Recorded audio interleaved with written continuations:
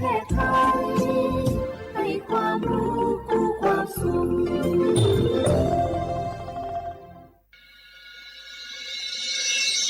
สถานีวิทยุกระจายเสียงแห่งประเทศไทยจังหวัดเชียงใหม่ AM 1476 กิโลเฮิรตซ์สถานีวิทยุภาคภาษาชาติพันธุ์แห่งเดียวในประเทศไทยที่มีความทันสมัยเชื่อถือได้สร้างอัตลักษณ์กลุ่มชาติพันธุ์สู่สากล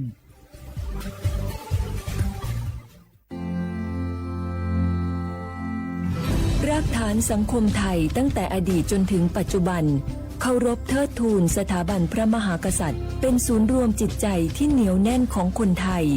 ในเวลาที่เกิดวิกฤตทางการเมืองพระบารมีของพระเจ้าอยู่หัวก็ทำให้เกิดความสงบและช่วงที่เกิดวิกฤตเศรษฐกิจปรัชญาเศรษฐกิจพอเพียงของพระเจ้าอยู่หัวรัชกาลที่ 9 พระราชทานให้กับคนไทยก็ทำให้ผู้ที่น้อมนำมาปฏิบัติมีภูมิคุ้มกันและไม่เกิดความเสียหาย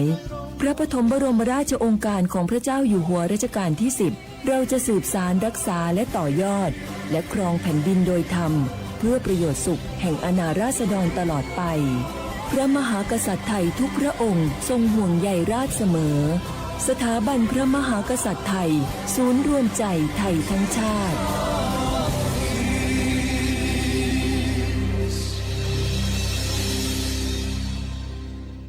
โอกาสก้าวสู่เส้นทางศิลปินกลับมาอีกครั้งพร้อมปรากฏการณ์ครั้งใหม่ที่รวมการประกวดร้องเพลงไทยอมตะร่วมสมัยทั้งเพลงลูกทุ่งและลูกกรุงไว้ในเวทีเดียวกันกับโครงการเยาวชนสืบสานเพลงรักไทยโดยสำนักงานทรัพย์สินพระมหากษัตริย์ซีซั่น 2 เปิดรับสมัครตั้งแต่วันนี้ถึง 15 มิถุนายน 2568 ชิงถ้วยพระราชทานและรางวัลกว่า100,000 บาทติดตามข้อมูลเพิ่มเติมได้ทาง Facebook เยาวชนสืบสานรักเพลงไทยมันนักขนาดนั้นเลยกับพอล่าพอร้องพอเหรอปะเจือหลังหลันแต่ปะดีมาอดมาอวยหน่อยจี้ลองจ้ามพลมานักเตะพอล่าเนี่ยเฮาล่ะบ่หู้ตัวพองจ้ะเจ้อย่าไปลืมเนอะวันจันทร์เปิ้นขึ้นไปตรวจสุขภาพงดเข้างดน้ำหลัง2 ทุ่มเนอะโอ้เกือบลืมเหมือนกันนะกระดิ่เหมือนกันนะหูนี่รู้สึกปวดหลังปวดไหล่จะให้หมอเปิ้นจับเส้นสักกังว่าแต่ว่าแก้วมันจะไปก็ฮะน้องขี่มันไปล่ะปีที่แล้วอิดออดถ้าปีนี้บ่ไปจะด่าสักกำเหรอเดี๋ยวเป็นนั่นเป็นนี่กินเข้ากับก่อยตรงเวลาคือหมอสั่งถ้าจะเจือพ่องแล้วกับวันนี้มันไปไหนนี่บ่เดียวนี่ปุ่นน่ะน้องฮือมันไปห้องเจ้ามูไม่ยกของปุ่นน่ะตากันมาปุ่นล่ะไปดีฮือมูที่เพิ่นแข็งแรงจัดการคนเฮาคนเถิบอย่างเจ้นี่ลิกนี่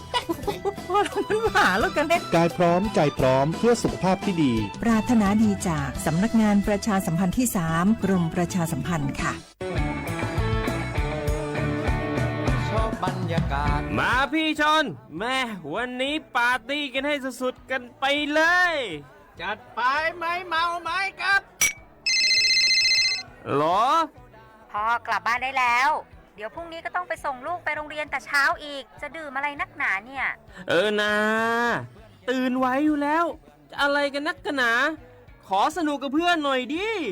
เหนื่อยมาทั้งวันแค่นี้นะพี่ไปร้านอื่นต่อไปก็ไปพี่ทำไมรถคันนี้มันขับช้าจังเลยอะแซงไปเลยพี่แซงไปไฟแดงก็พาไปเลยพี่ตรงเนี้ยมันไม่มีกล้องไม่โดนจับชัวร์เอาวะไปก็ไปเฮ้ยพี่ระวังรถบนท้องถนนการตัดสินใจพลาดเพียงครั้งเดียวอาจไปถึงความสูญเสียอย่าให้ความสนุกเพียงชั่วครู่กลายเป็นความเศร้าชั่วชีวิตด้วยความปรารถนาดีจากสำนักงานประชาสัมพันธ์ที่ 3 กรมประชาสัมพันธ์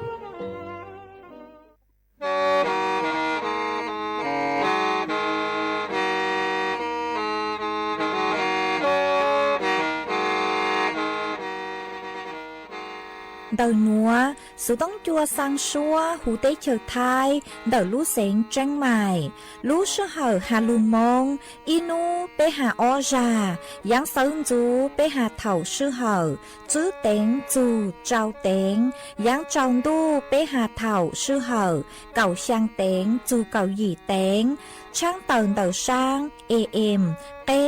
อีเช้งเปล่าปัวช่างเจ้าเจ้ากิโลเฮิรตซ์เต๋อนัวมงยอเป้ลูมงสวดเลยชอกังนงเต่า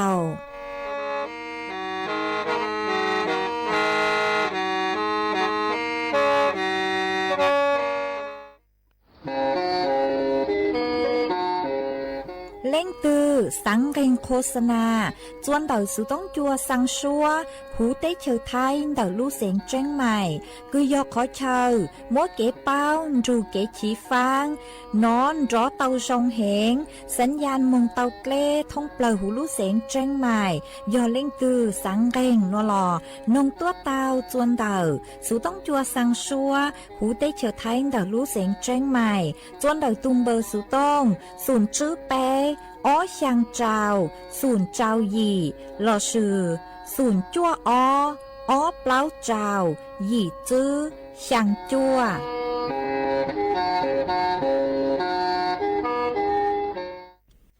เจ้าใจถอนเนี่ยป้าถอดสืบเส้นเดเก๋ขมอลอยยอใจขมอคอยอยู่เก๋จอชีสิทธิบัตรทองยอดสืบเส้นตัวก็รู้เก๋เดจอใจขมออัวจียอหลอนแต่ก็ตัวมอหล่อก็มอใจอยู่เตาสายอีป้อนเนี่ยหล่อป้าก็ตัวหนึ่งมออัวจอสืบเส้นโยอ้วนเต๋อเจลูทอจอจอเชคมอยหอสำนักงานหลักประกันสุขภาพแห่งชาติสำนักงานสาธารณสุขจังหวัดสำนักงานหลักประกันสุขภาพแห่งชาติเขตอีเจ้าโกเป้ศูนย์คุ้มครองสิทธิบัตรทองใส่ด่วนอีเป้เป้ศูนย์สปสชเขตเชียงใหม่ยอศูนย์จีเป้อหยีจีเป้จีจี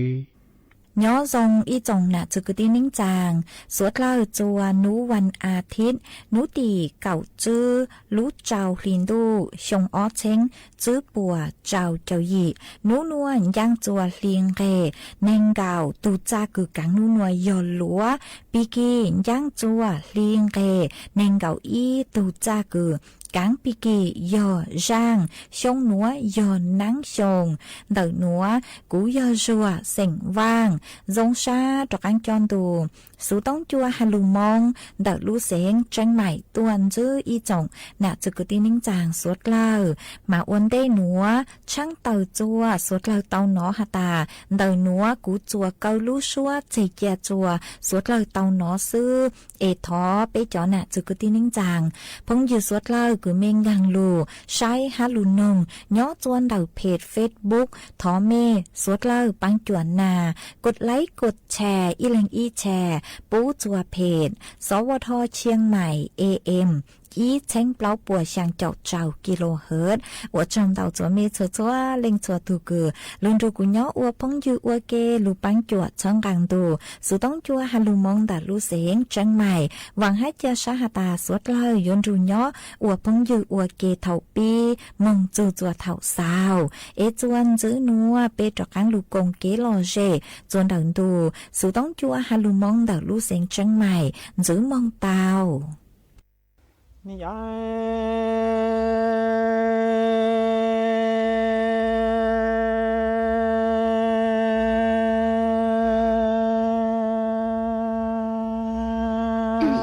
ยมีตู้หนูต้องเนี่ยจานจะอยู่ยังเตี้ยแวนก็แวนดาวตัวป้าเท้ายาวยาวจอกินกับ天跟到这一在西波多大西路咕噜见到这正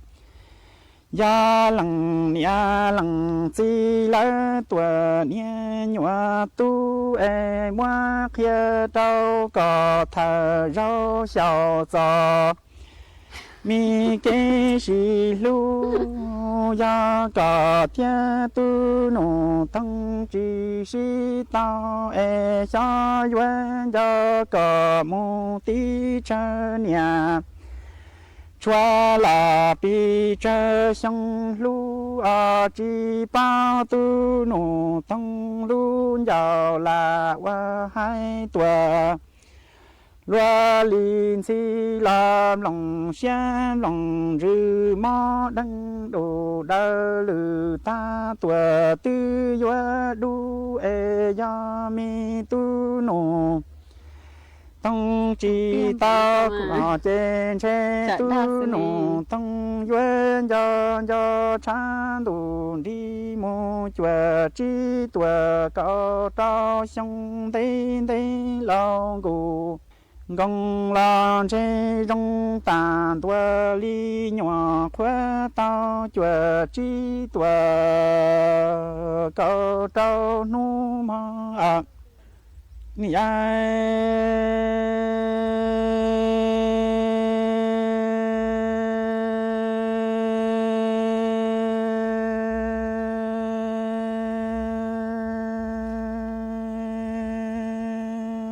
tu nô tông ni chan cho ca lệ yu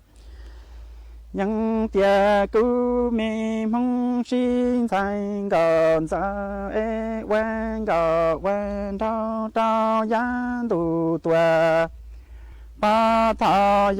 yo e cứu lu chế chế yang chi tao bao cho cái xí lu ya cho la cha phue cha cả lu ya thở rau e ya cả chi mua xe cho đa cu luôn giàu là tia luôn sáng chi làm lòng xe chữ chìm lòng rư chi cha mò tuổi tư yoa tua en cha tua wa cham bao tu nô thông ni hai sang yu nhân ta mong xin sai gần giờ tia sông nó có mu đà đoa lư lăng đắng tua đoa loan trao là tu nô thông cho chi tao có en che tu nô thông duy cho cú mi mong xin sai gạo在木瓜不多道路顺天里叫木靠到都农东多路线包啊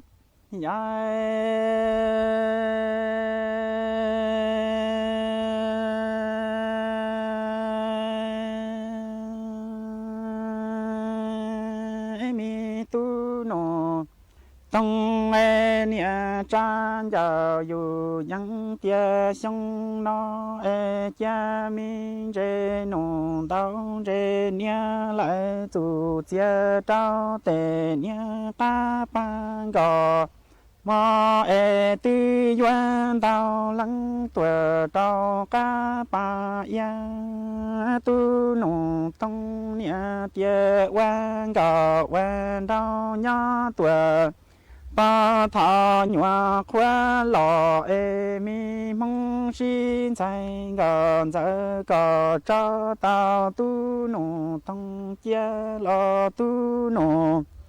tông tư yoa cho chi tao có e tu nô tông ni chan giờ dù những tia khó tu nô tông xia quen luật bao li no e cả bữa tuổi yang ra tu nô thông si bùn đòn tư mô trao o lăng plò ma à ni ai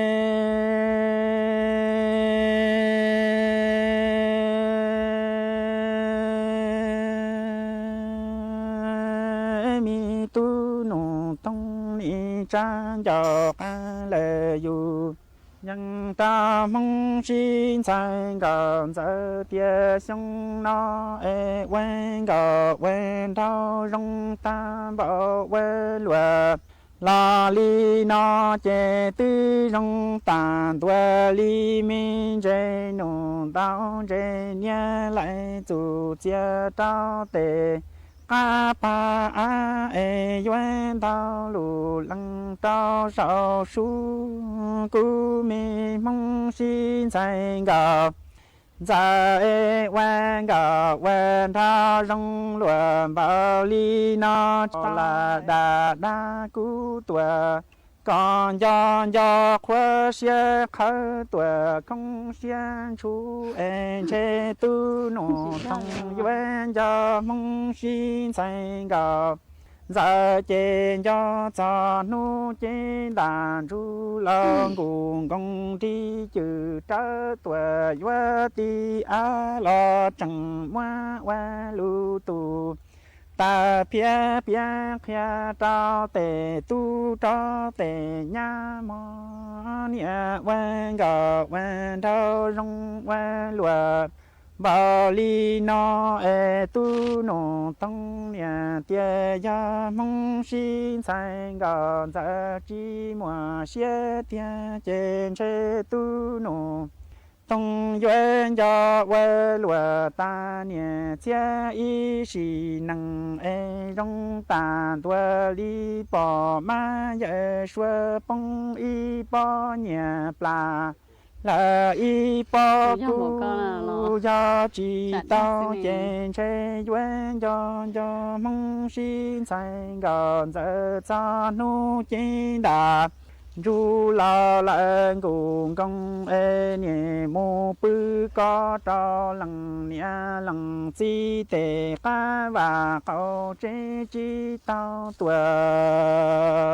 và cha lu ma ai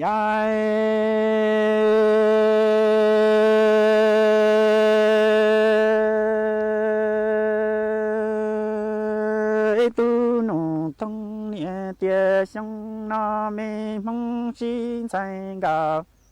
za e cha mi nhỏ cha tuan có ta chua tho e niên se linh sa tuổi trao ti chua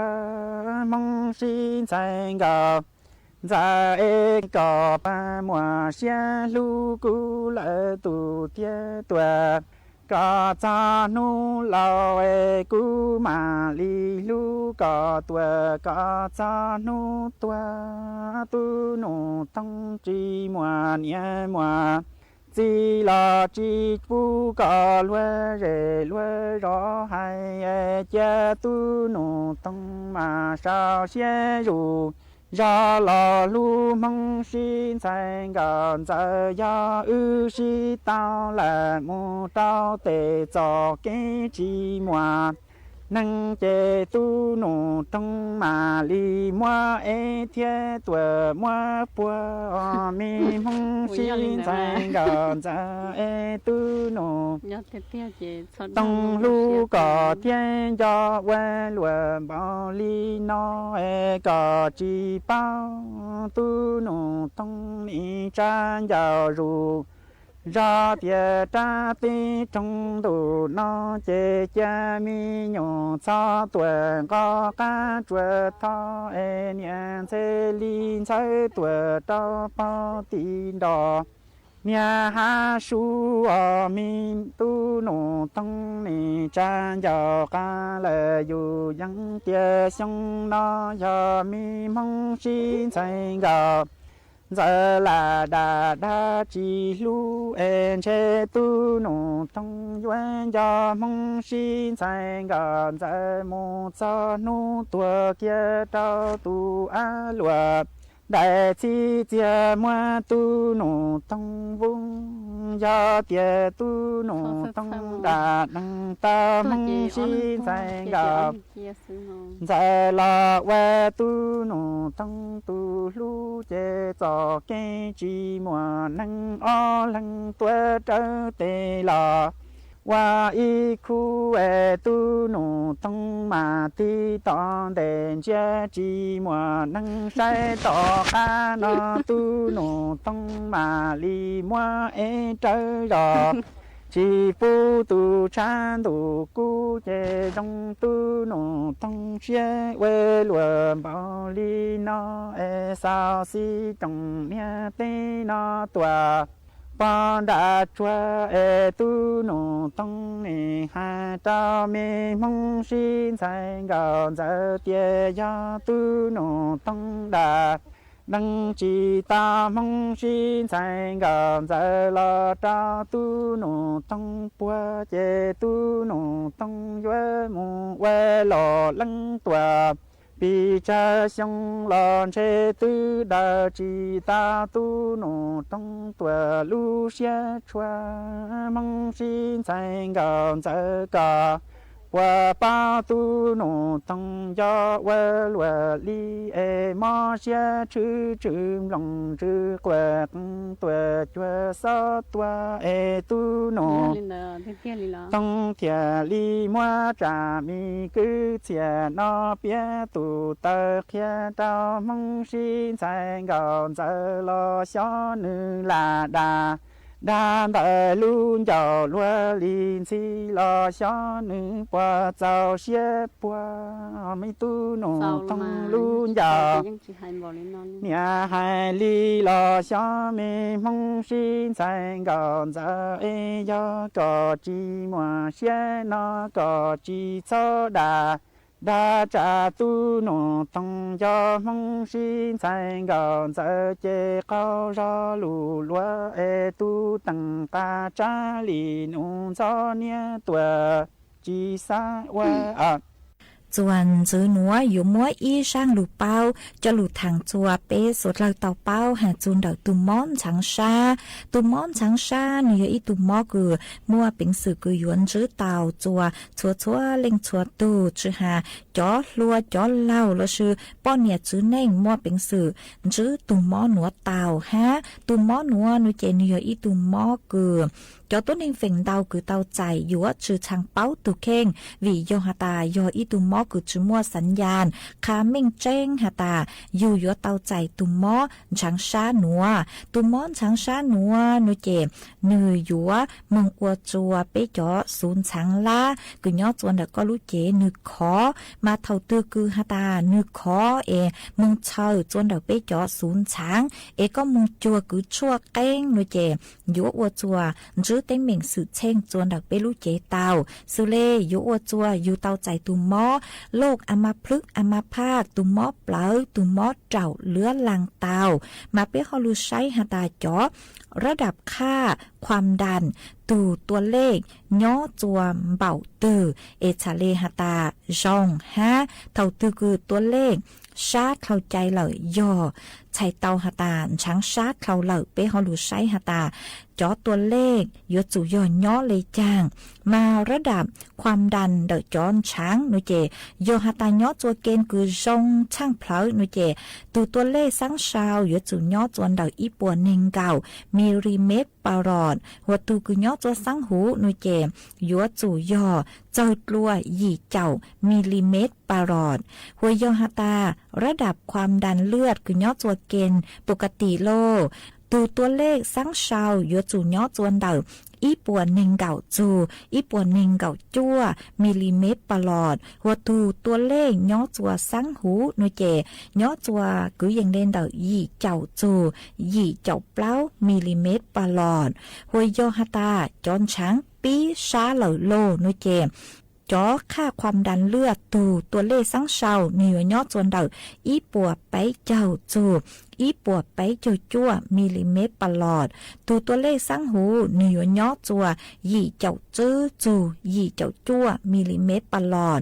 หัวยอเท่าตื้อคืนช้างช้าเลยโลนุเจเหนือย่มั่วไประดับหอระดับที่อีนุเจยอตัวเลขย่อจัวสังเชาย่อจวนเดาคือยังอีปัวเปล่าเจ้าจูอีปัวจื้อเจ้าจั่วมิลลิเมตรปลอดตัวเลขสังหูย่อจัวจั่วเจ้าจูจั่วเจ้าจั่วมิลลิเมตรปลอดหวนช้างช้าเหงย่อระดับที่อ้อนุเจตัวเลขสังเชาเหนือย่อจัวอีปัวเจ้าจูอีปัวช่างเจ้าจั่วมิลลิเมตรปลอดตัวเลขสังหูหยวนย่อจัวอีปัวจูอีปัวจั่วมิลลิเมตรปลอดหัวยองฮาตานช้างช้าเหงเกิงเกาเลระดับที่ไปโนมาตัวเลขสังชาวหน่วยดาวกลัวอีปัวยี่เจ้ามิลลิเมตรปลอดหัวตัวเลขสังหูหน่วยดาวกลัวอีปัว9มิลลิเมตรปลอดมายาเถาตือคือเป้มงกัวชวนจัว วัดเป้จ๋อความดันเราชื่อเป้จอนช้างหาตานือปัวซายอเถ่าตือคือหาตาตัวเลขย่อจัวสังชาวนือเคลาอีปัวไปเจ้ายี่มงเหล่าเจไฉเต้าหาตาเป้จอนช้างปีซาหลอหัวยอหาตาซาเห็นเคลาอีปัวเปล่าเจ้ามงเหล่าเจยัวเต้าเจงฟังเหล่าจะหาระดับที่อีระดับที่อ้อระดับที่เป้มาสวดเหล่ายัวเต้าเจงฟังเหล่อยัวเต้ามุงจัวคือชั่วกัวใช้ตัวจองหาตาเป้ปยัวนอดชั่วคือยัวควบคุมตีท้ายเป้จอนช้างจุปุกว่านือชาเข้าใจวิโยหตานือชาเข้าใจนุเจยัวอวดจัวมั่วเป็นสื่อจื้อเต็งเหม่งสื่อแช่งจวนถักเป้ลูเจเตา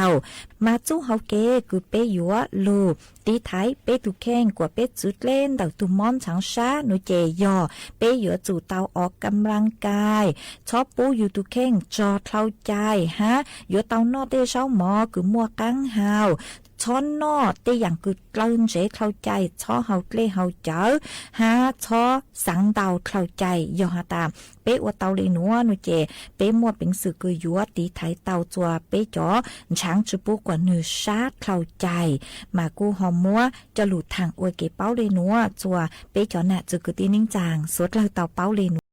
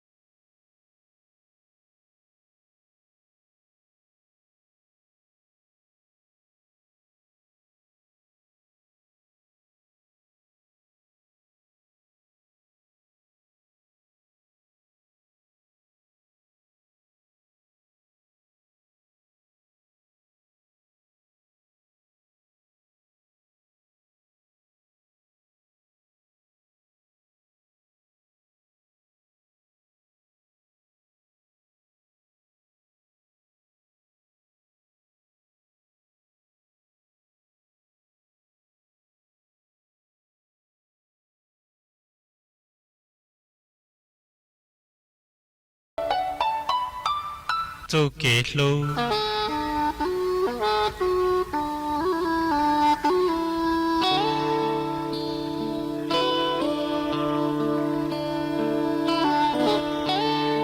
做给路，cứ sinh mua trốn chúa xa, do băng cha nhãn thua nhục khó tờ, do tua nành thông bla tì chu kín chờ, na nu chờ trả cho lu ôi yêu tu, chu ký lu cứ tàu chờ lỡ xa sáng, do chờ vàng băng ô tàu hậu chua khu. Chú ký lũ cứ mò xa luôn ra dù do chua chú xá tù lù của mùa Wang lù cú mùa sâu khá chê cha ta tù lũ ta nhà tàu đấy trừ khi lùa mùa xa mò cho khẳng thinh dành trò thua trừ quay dụa trừ mùa lũ khủ răng tử kế sự lâu yên rong lùa và yên dùa trời gió mua là thọ của trời hiệu sự cho lặng mua phải trừ tranh chùa linh tư chẳng khứ lô san trừ bán trừ tàu ở tu cù lô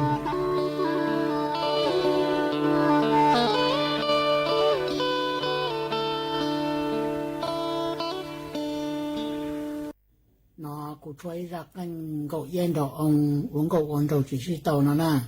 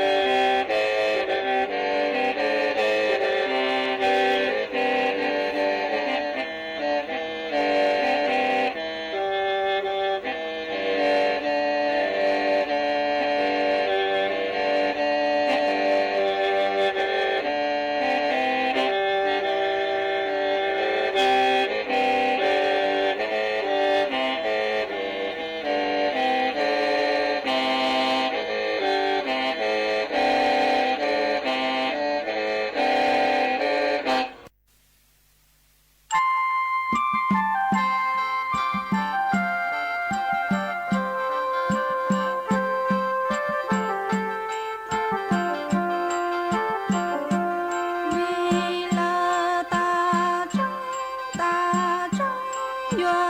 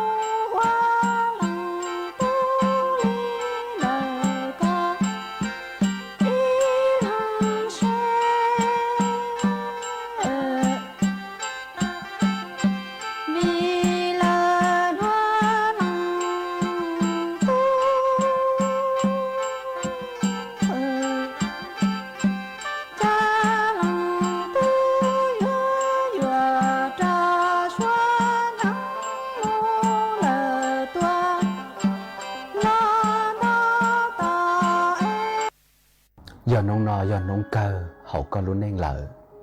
có chừng chùa đã chỉ chừng kinh có chỉ tao ua giờ nông nọ mỗi ý nông gì đâu có dạ chừng kinh đỡ giờ đã chỉ có sầu đã chỉ giờ nông nọ giờ nông cơ hậu có luôn nên lợ có bộ tàu rung xia dạy lên tế nọ mù lợi do con dạy lên tế nọ mù lu cũng một bông thả tụ xuyên trò gây lù nọ có tụ khen có thể đi báo rồng gây lù nọ có tụ khen có những báo lợi hay để yo đi trả nhớ rồng thế rồng xia tỏ dài nè số lên số tụ lọt ra hậu của họ phê hay để khế lù dậy mua do kế tua do ý giả và bé sẽ đào yên trai do kế bé dọn dạy luôn tế nọ mù bé sẽ đào yên báo hay để bé điều trị thảo đã sử dụng trong trai cha chỉ do để bé ở trong dạy luôn tế nọ mù đã sử dụng giả hay để thảo bé dạy luôn tế nọ mù lợ là do lúc sẽ hở lọt cho bé hai chuyện chuẩn đau trả đau giả bé chỉ đau ua bé hai chuyện chuẩn đau lo lù bé chỉ đau hại vì hay để bé chỉ đau xì lúc sẽ hở và bé muốn đỡ giả mua chiến trị cá hào còn nói do họ trong trai cha do kế và bây giờ tao dạy luôn tế nó mù là do ý tu tín hình bé lú là do bé tu khen kia dọn dạy luôn tế nó mù do ý giả tu xía chắp lỡ ta chỉ giả tu xía cha còn đỡ do hai tia bé và chỉ tao ý giả đã chỉ chỉnh kinh thảo bé hay chỉ mua cho xía nhau để bé dạy luôn tế nó mù giả tu xía tin cho là do tu tín hình bé lú ta tạo dọn dạy mù để bé tu xia tin cho vì bé chỉ tao ua và chỉnh chỉnh đỡ cho tụi tin bé lú đào lên đỡ lợ cho kế tua cô khia cho bé báo hay tia nông nọ ý tụi tin dạy lợ ta chỉ dù chỉ báo để dù nông dù lo cho thầu tư nông nọ mỗi ý cho tin dạy lợ là một kế tu xia vì là chỉ tao ua và chỉnh chỉnh họ là luôn nên là do tia dù chỉ tao ua và chỉnh chỉnh cho lợ có dù nhỏ dù báo hay tia chỉ để dù lúc sẽ hở nhưng là cho thia có dù sĩ dù lúc sẽ hở giả mua chiến trị cá hào giả và dù mua kế tu xuyên cho plan đỡ có dù mà mua cho bỏ chê vì hệ tia lúc sẽ hở chỉ tỏ lên từ nông nọ chỉ có mua kế nhúa xía tu xía lò lúc sẽ hở nhưng chỉ tỏ co nông nọ chỉ có mua kế cá xía rong xía lò lúc sẽ hở nhưng ba rù rù có dù dọn trồng hệ tia dù lúc họ pia nông nọ do đã chỉ có dù bỏ hay tia mua tin hình đau tủ giải mù dạ lỡ chỉ tao bao giải mù dạ lỡ chỉ tao sản giải mù vì hay tia lỡ chỉ chuẩn tao tràn tao dạ lỡ xả ua lỡ chỉ tao ua dù tiếp bỏ lỡ hay tia cho kế uốn nên do yêu vua đùa xứ lu nông lu nhu chỉ tao dù tụ khen nông nọ có lu họ pia do đã chỉ thọ có mối sau có mình dạ con trai do đã chỉ thọ có mối sau có tránh tụ tin hình có lu do lên tư có xã ua đã chỉ cho nữ ua kia ta chỉ nó ua kia nông nọ xó tỏ có lũ chai lũ nhung đào mù vì lũ chai lũ nhung chỉ tàu tỏ lên tư mua sợi gió nhưng mua trồng đu mua nông chữ nhưng mua nông bông bé lũ nên lò yang tí dạng gạo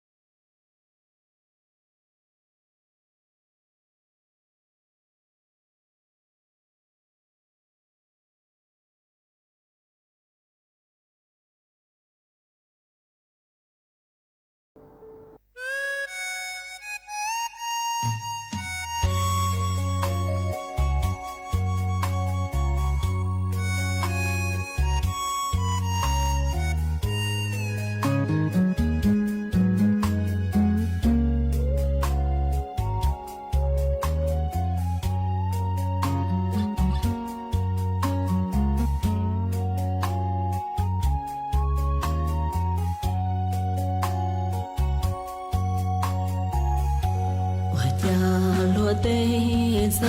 我能，落比可能成别意义，落我路能个些邻居，落娘落子落能落家。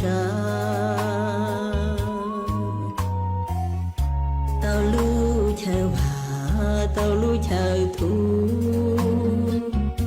lúa nhà lúa nụ muôn rê mùa mùa rồi li cô chế chỉ sao mùa nắng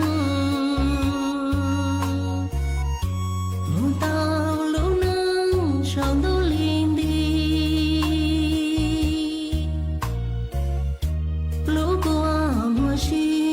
chỉ tu bé nó cô nhà cô chi cô nhà cô nô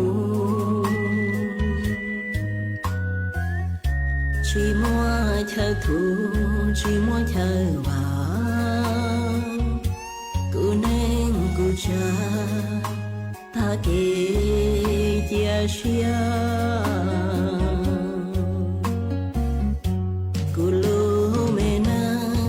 cho các bằng bằng chỉ chân luôn nâng chín chế thiết thì cho lo ua nhà nụ lê ua ý cho kê nhua xia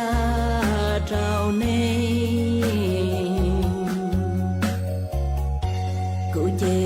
choang hi cô nhà cô gì lỗ mấy chuyện gì tôi cụt hào nhau cụt chua qua trâu nên kể chia chia tha cho nên bỏ xa tiền mua cũ lời cha chi ya ba lu cu đua y châu mò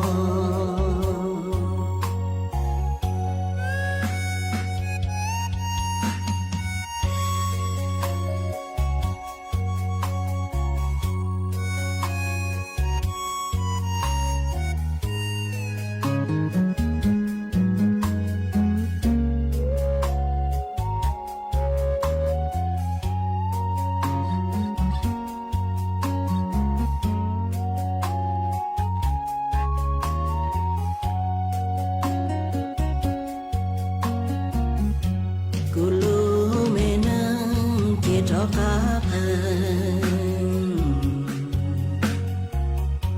bằng bằng chỉ chân luôn nâng chín chế phía thì cho lo ua nhà nụ lê ua ý cho kê nhua xia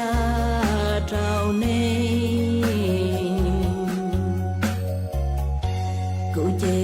choang hi cô nhà cô gì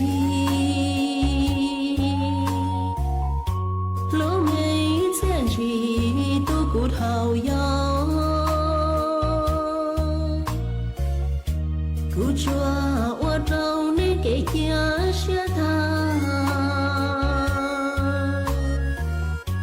cho nên bỏ xa tiền mua cũ lời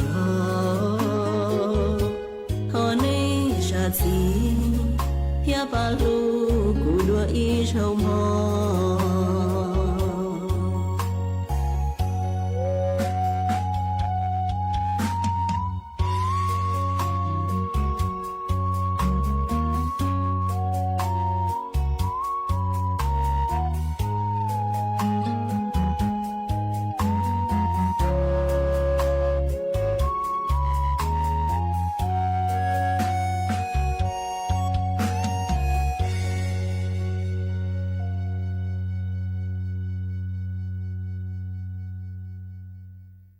一种哪这个的宁张说了，路是好古都有当了，我长到做没错错令错多个，没路帮助啊长港多，สุต้องจัวฮัลลุมงดาลูเสียงจังใหม่ลุนรูย้ออัวพงอยู่อัวเกเถ่าปี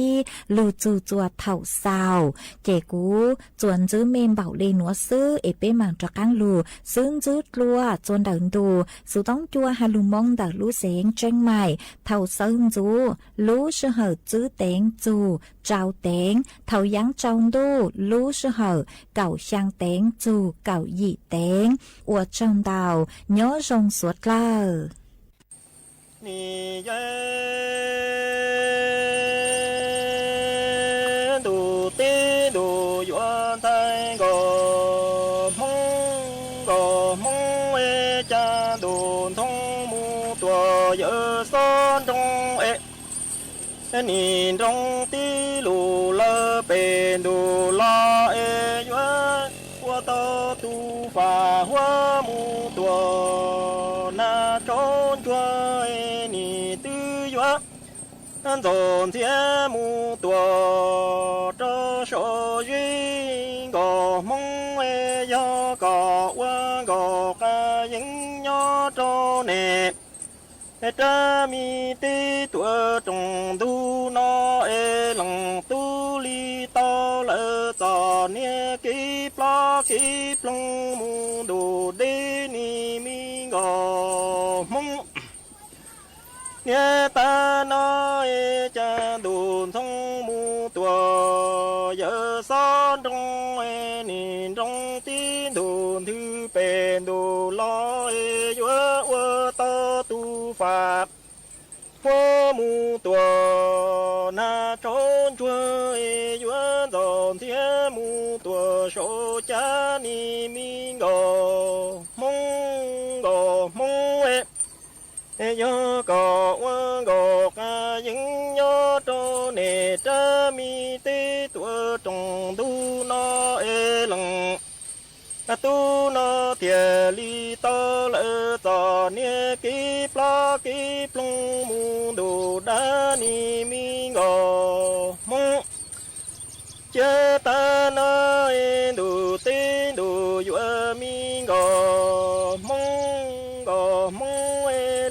ni chua cha rò tao tia cò quan gò ca dính nhó trâu nè cha tê tua trong du nó e mi gò mong ni na nhó lu cho bàn đó mu tua phi sa chi e lăng tu che nhó đồ tông lia tò nia kí đi ni yo sân lia ni sa li rò tiệt chỉ tua la wa cha đồng xuyên ni đồ chỉ nhó đồng chữ tua chỉ câu e sung nó lăng tu li tơ trong plơ đi chia ra li dân để tuần chi ni mi ngò mong em lúa chua cha rò tia mi ngò mong đỡ nè nhó cha nè tê tua trong tu nó chê nè na nhớ lu cho bàn đó mu tua bị xóm bùa lăng tu chê nhớ đồ trong lia tò kí đi xa rò tia chi tua làm lòng xuyên in đồ chi nhớ lòng chữ tua chi câu ya tia xong nó lăng tu li điสถานีวิทยุกระจายเสียงแห่งประเทศไทยและเครือข่ายทั่วประเทศเสนอข่าวต้นชั่วโมงรู้เร็วรู้จริงเกาะติดทุกสถานการณ์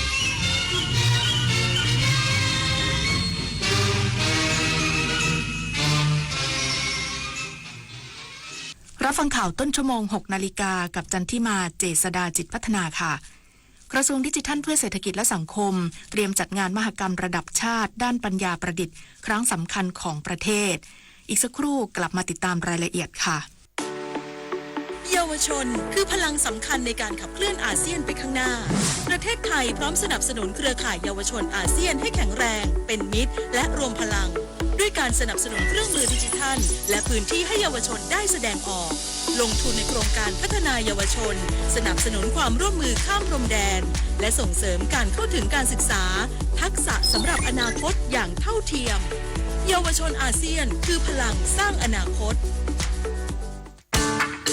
ถนนดนตรีไลฟ์เดือนมิถุนายนสนุกกับจังหวะที่อยู่ในสายเลือดของคนไทยดังไปทั้งแผ่นดินฮิตไปทุกชนชั้นจุดผสานทางวัฒนธรรมกับหมอลำสามชาลาตินซูพร้อมศิลปินรับเชิญเท่าสราวุธทุ่งขี้เหล็กวันศุกร์ที่ 20 มิถุนายนนี้เวลา 18 นาฬิกาณห้องออดิทอเรียมอาคารศูนย์ปฏิบัติการถนนวิภาวดีรังสิตดินแดงกรุงเทพมหานครติดต่อเข้าชมฟรีได้ที่ Facebook ถนนดนตรีเรายังเป็นนักเดินทางคนชอบตื่นเช้าฟังข่าวตอนเช้าให้ทุกเช้ามีสาระตีของร้องข่าวสื่อสารตรงถึงชาวบ้านในทุกพื้นที่ผ่านหอกระจายข่าวทั่วไทยจากการจับมือกันแน่นของกรมประชาสัมพันธ์และกระทรวงมหาดไทยออกอากาศทุกวันเวลา 6:30 น.ถึง 6:45 น.ในรายการข่าวยามเช้า FM 92.5 เมกะเฮิรตซ์ทางสถานีวิทยุกระจายเสียงแห่งประเทศไทยและเครือข่ายทั่วประเทศ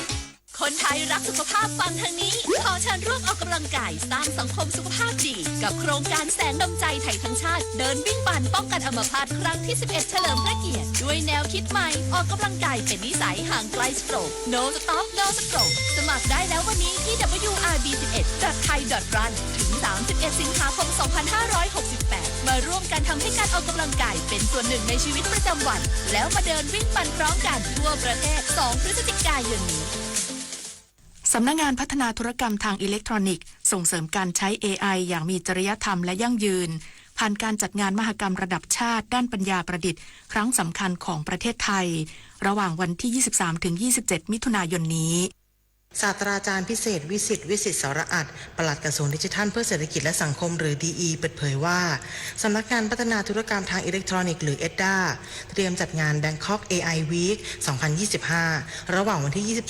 23-27 มิถุนายนนี้ซึ่งเป็นมหกรรมระดับชาติด้านปัญญาประดิษฐ์หรือ AI ครั้งสำคัญของประเทศไทยภายใต้แนวคิดปัญญาประดิษฐ์ขับเคลื่อนชาติปลดปล่อยพลังเศรษฐกิจดิจิทัลเพื่อทุกคนเพื่อส่งเสริมการประยุกต์ใช้ AI อย่างมีจริยธรรมโปร่งใส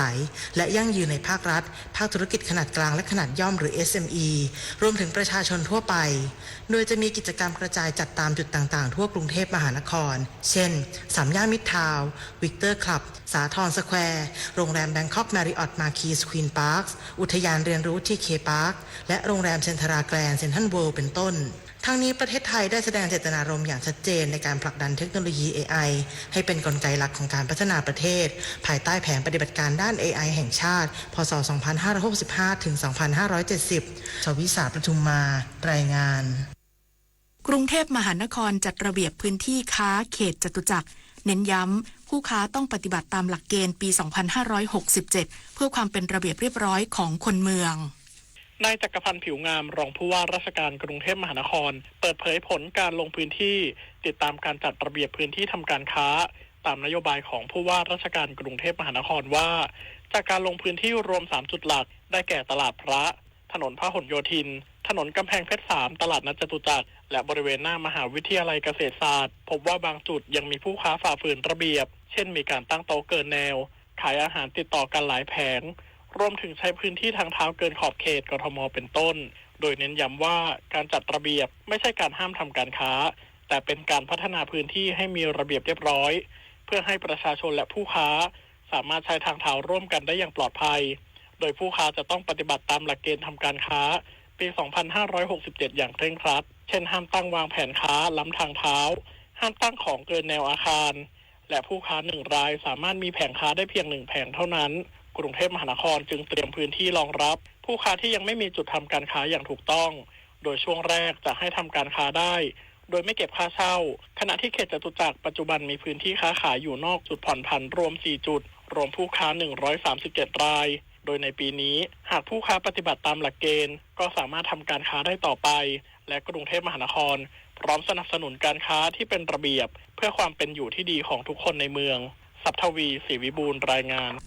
สาธารณสุขอำนาจเจริญเตือนประชาชนหากพบมีไข้สูงอาจเสี่ยงไข้เลือดออกห้ามกินยากลุ่มเอนเซดเสี่ยงอันตรายถึงชีวิตเน้นย้ำมาตรการ3เก็บป้องกัน3โรคนายแพทย์ปฐมพงษ์ปรุโปร่งนายแพทย์สาธารณสุขจังหวัดอำนาจเจริญเตือนประชาชนในพื้นที่ให้เฝ้าระวังโรคไข้เลือดออกซึ่งมีแนวโน้มพบผู้ป่วยเพิ่มขึ้นในช่วงฤดูฝนโดยเฉพาะหากมีอาการไข้สูงเฉียบพลันปวดศีรษะปวดกล้ามเนื้อปวดกระบอกตาหรือมีผื่นแดงขึ้นตามร่างกายขอให้สงสัยว่าอาจเป็นไข้เลือดออกและรีบพบแพทย์ทันทีที่สำคัญอย่างยิ่งห้ามซื้อยากินเองโดยเฉพาะยากลุ่มเอนเซดเช่นยาแอสไพรินไอบูโพรเฟนหรือไดโคฟิแนกเพราะอาจเพิ่มความเสี่ยงในการเกิดภาวะเลือดออกบริเวณอวัยวะภายในและเสียชีวิตได้เมื่อมีไข้ควรกินยาพาราเซตามอลเท่าที่จำเป็นหากมีไข้สูงเกิน2วันควรรีบไปพบแพทย์เพื่อรับการวินิจฉัยและรักษาพร้อมกันนี้ขอให้ประชาชนร่วมกันกำจัดแหล่งเพาะพันธุ์ยุงลายอย่างต่อเนื่องโดยเน้น3เก็บป้องกัน3โรคคือ1เก็บบ้านให้สะอาด2เก็บขยะไม่ให้เป็นแหล่งเพาะพันธุ์ยุง3เก็บน้ำปิดฝาภาชนะเก็บน้ำให้มิดชิดเพื่อลดการแพร่ระบาดของไข้เลือดออกไข้ปวดข้อยุงลายและไวรัสซิก้าพงศิริศรีหานามสวทอำนาจเจริญรายงานจบข่าวจันทิมาเจษฎาจิตพัฒนาอ่านรับฟังข่าวครั้งต่อไปเวลา 7:00 น.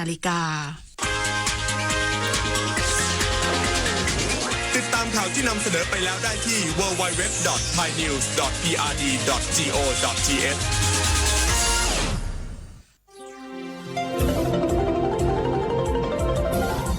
วิทยุแห่งประเทศไทยให้ความรู้คู่ความสุข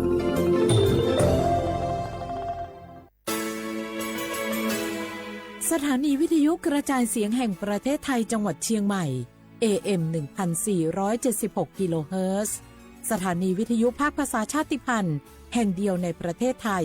ที่มีความทันสมัยเชื่อถือได้สร้างอัตลักษณ์กลุ่มชาติพันธุ์สู่สากล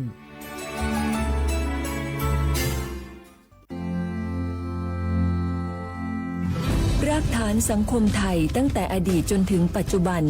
เคารพเทิดทูนสถาบันพระมหากษัตริย์เป็นศูนย์รวมจิตใจที่เหนียวแน่นของคนไทยในเวลาที่เกิดวิกฤตทางการเมืองพระบารมีของพระเจ้าอยู่หัวก็ทำให้เกิดความสงบและช่วงที่เกิดวิกฤตเศรษฐกิจปรัชญาเศรษฐกิจพอเพียงของพระเจ้าอยู่หัวรัชกาลที่ 9พระราชทานให้กับคนไทยก็ทำให้ผู้ที่น้อมนำมาปฏิบัติมีภูมิคุ้มกันและไม่เกิดความเสียหาย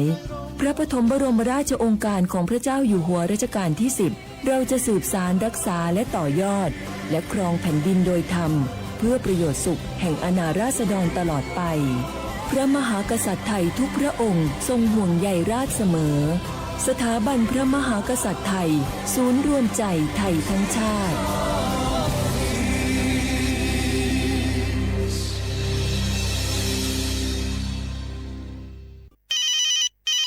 ฮัลโหลสวัสดีครับสวัสดีค่ะจากไหนครับคุณคือผู้โชคดีที่ได้รับเงินสด1 ล้านบาทแต่ต้องโอนค่าธรรมเนียมมาก่อน 5,000 บาทนะคะหลังจากนั้นทางเราจะทำการโอนเงินกลับไปให้ค่ะจริงเหรอครั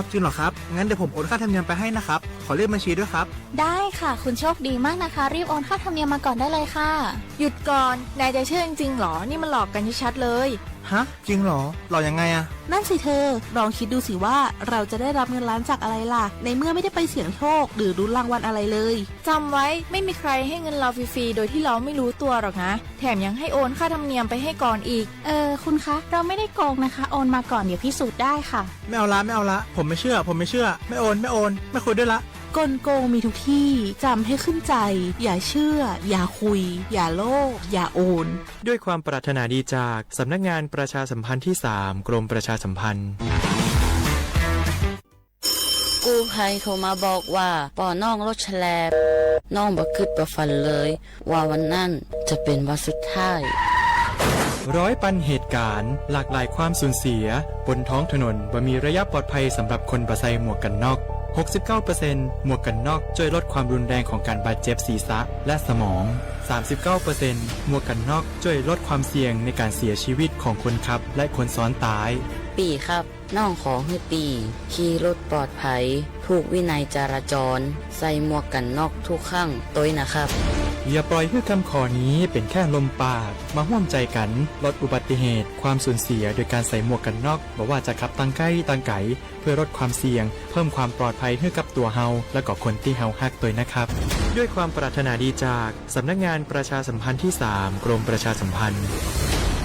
โอกาสก้าวสู่เส้นทางศิลปินกลับมาอีกครั้งพร้อมปรากฏการณ์ครั้งใหม่ที่รวมการประกวดร้องเพลงไทยอมตะร่วมสมัยทั้งเพลงลูกทุ่งและลูกกรุงไว้ในเวทีเดียวกันกับโครงการเยาวชนสืบสานเพลงรักไทยโดยสำนักงานทรัพย์สินพระมหากษัตริย์ซีซั่น 2 เปิดรับสมัครตั้งแต่วันนี้ถึง 15 มิถุนายน 2568 ชิงถ้วยพระราชทานและรางวัลกว่า100,000 บาทติดตามข้อมูลเพิ่มเติมได้ทาง Facebook เยาวชนสืบสานรักเพลงไทย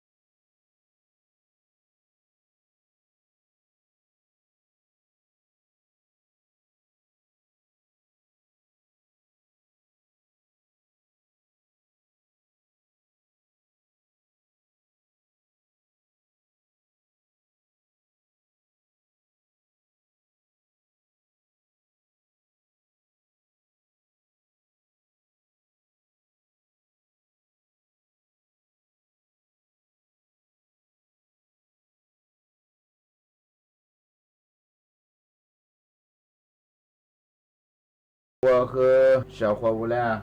提子比个小伙伴那片马来的嘛这公哎，我来出马来嘛么样小伙伴嘛和主管，个年马来的我别的不过别别么样个小伙伴他拿出哎，我们也不缺的，那么后边过和他拿出嘛缺的对嘛缺呗，我和嘛是哎，我的生活别么样嘛面，对我们家小伙伴马来别么样哎，怎么啊？听我别嘛听我不接别人怎么啊？怎么啊？只我马来个了嘛，所以呀。马林到弄，马林他们家小伙伴的个，我拉出一口你自苦个不得别人家，木来来的嘛个里光啊，个人个来别人的个小伙伴，马林怕个来听我别人，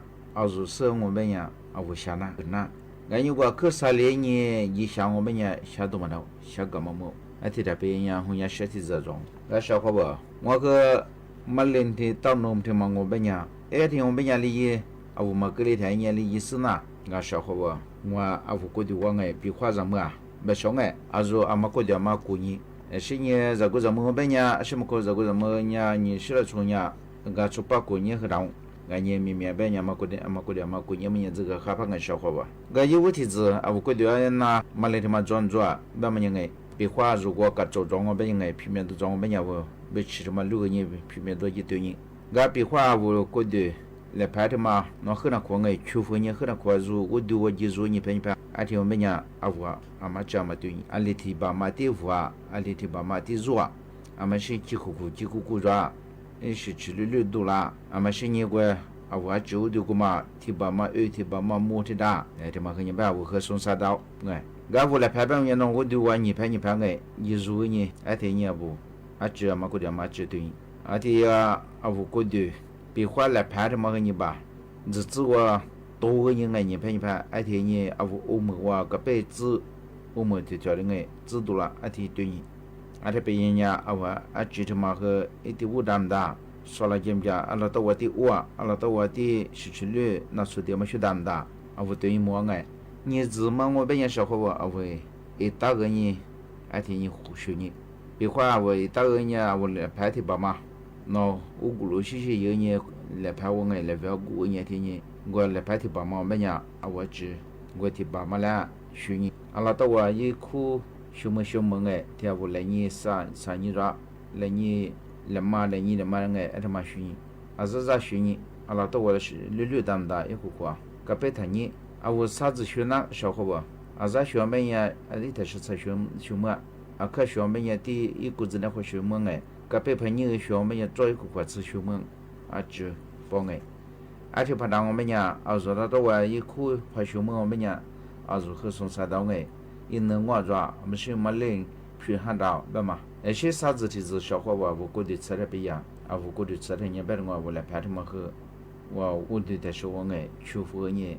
提把马提你学你，别话我学那对你我们呀提啥子的是牛过。另外和人吧，提到我们家他们那妈学，把我们家小伙伴，你们他回家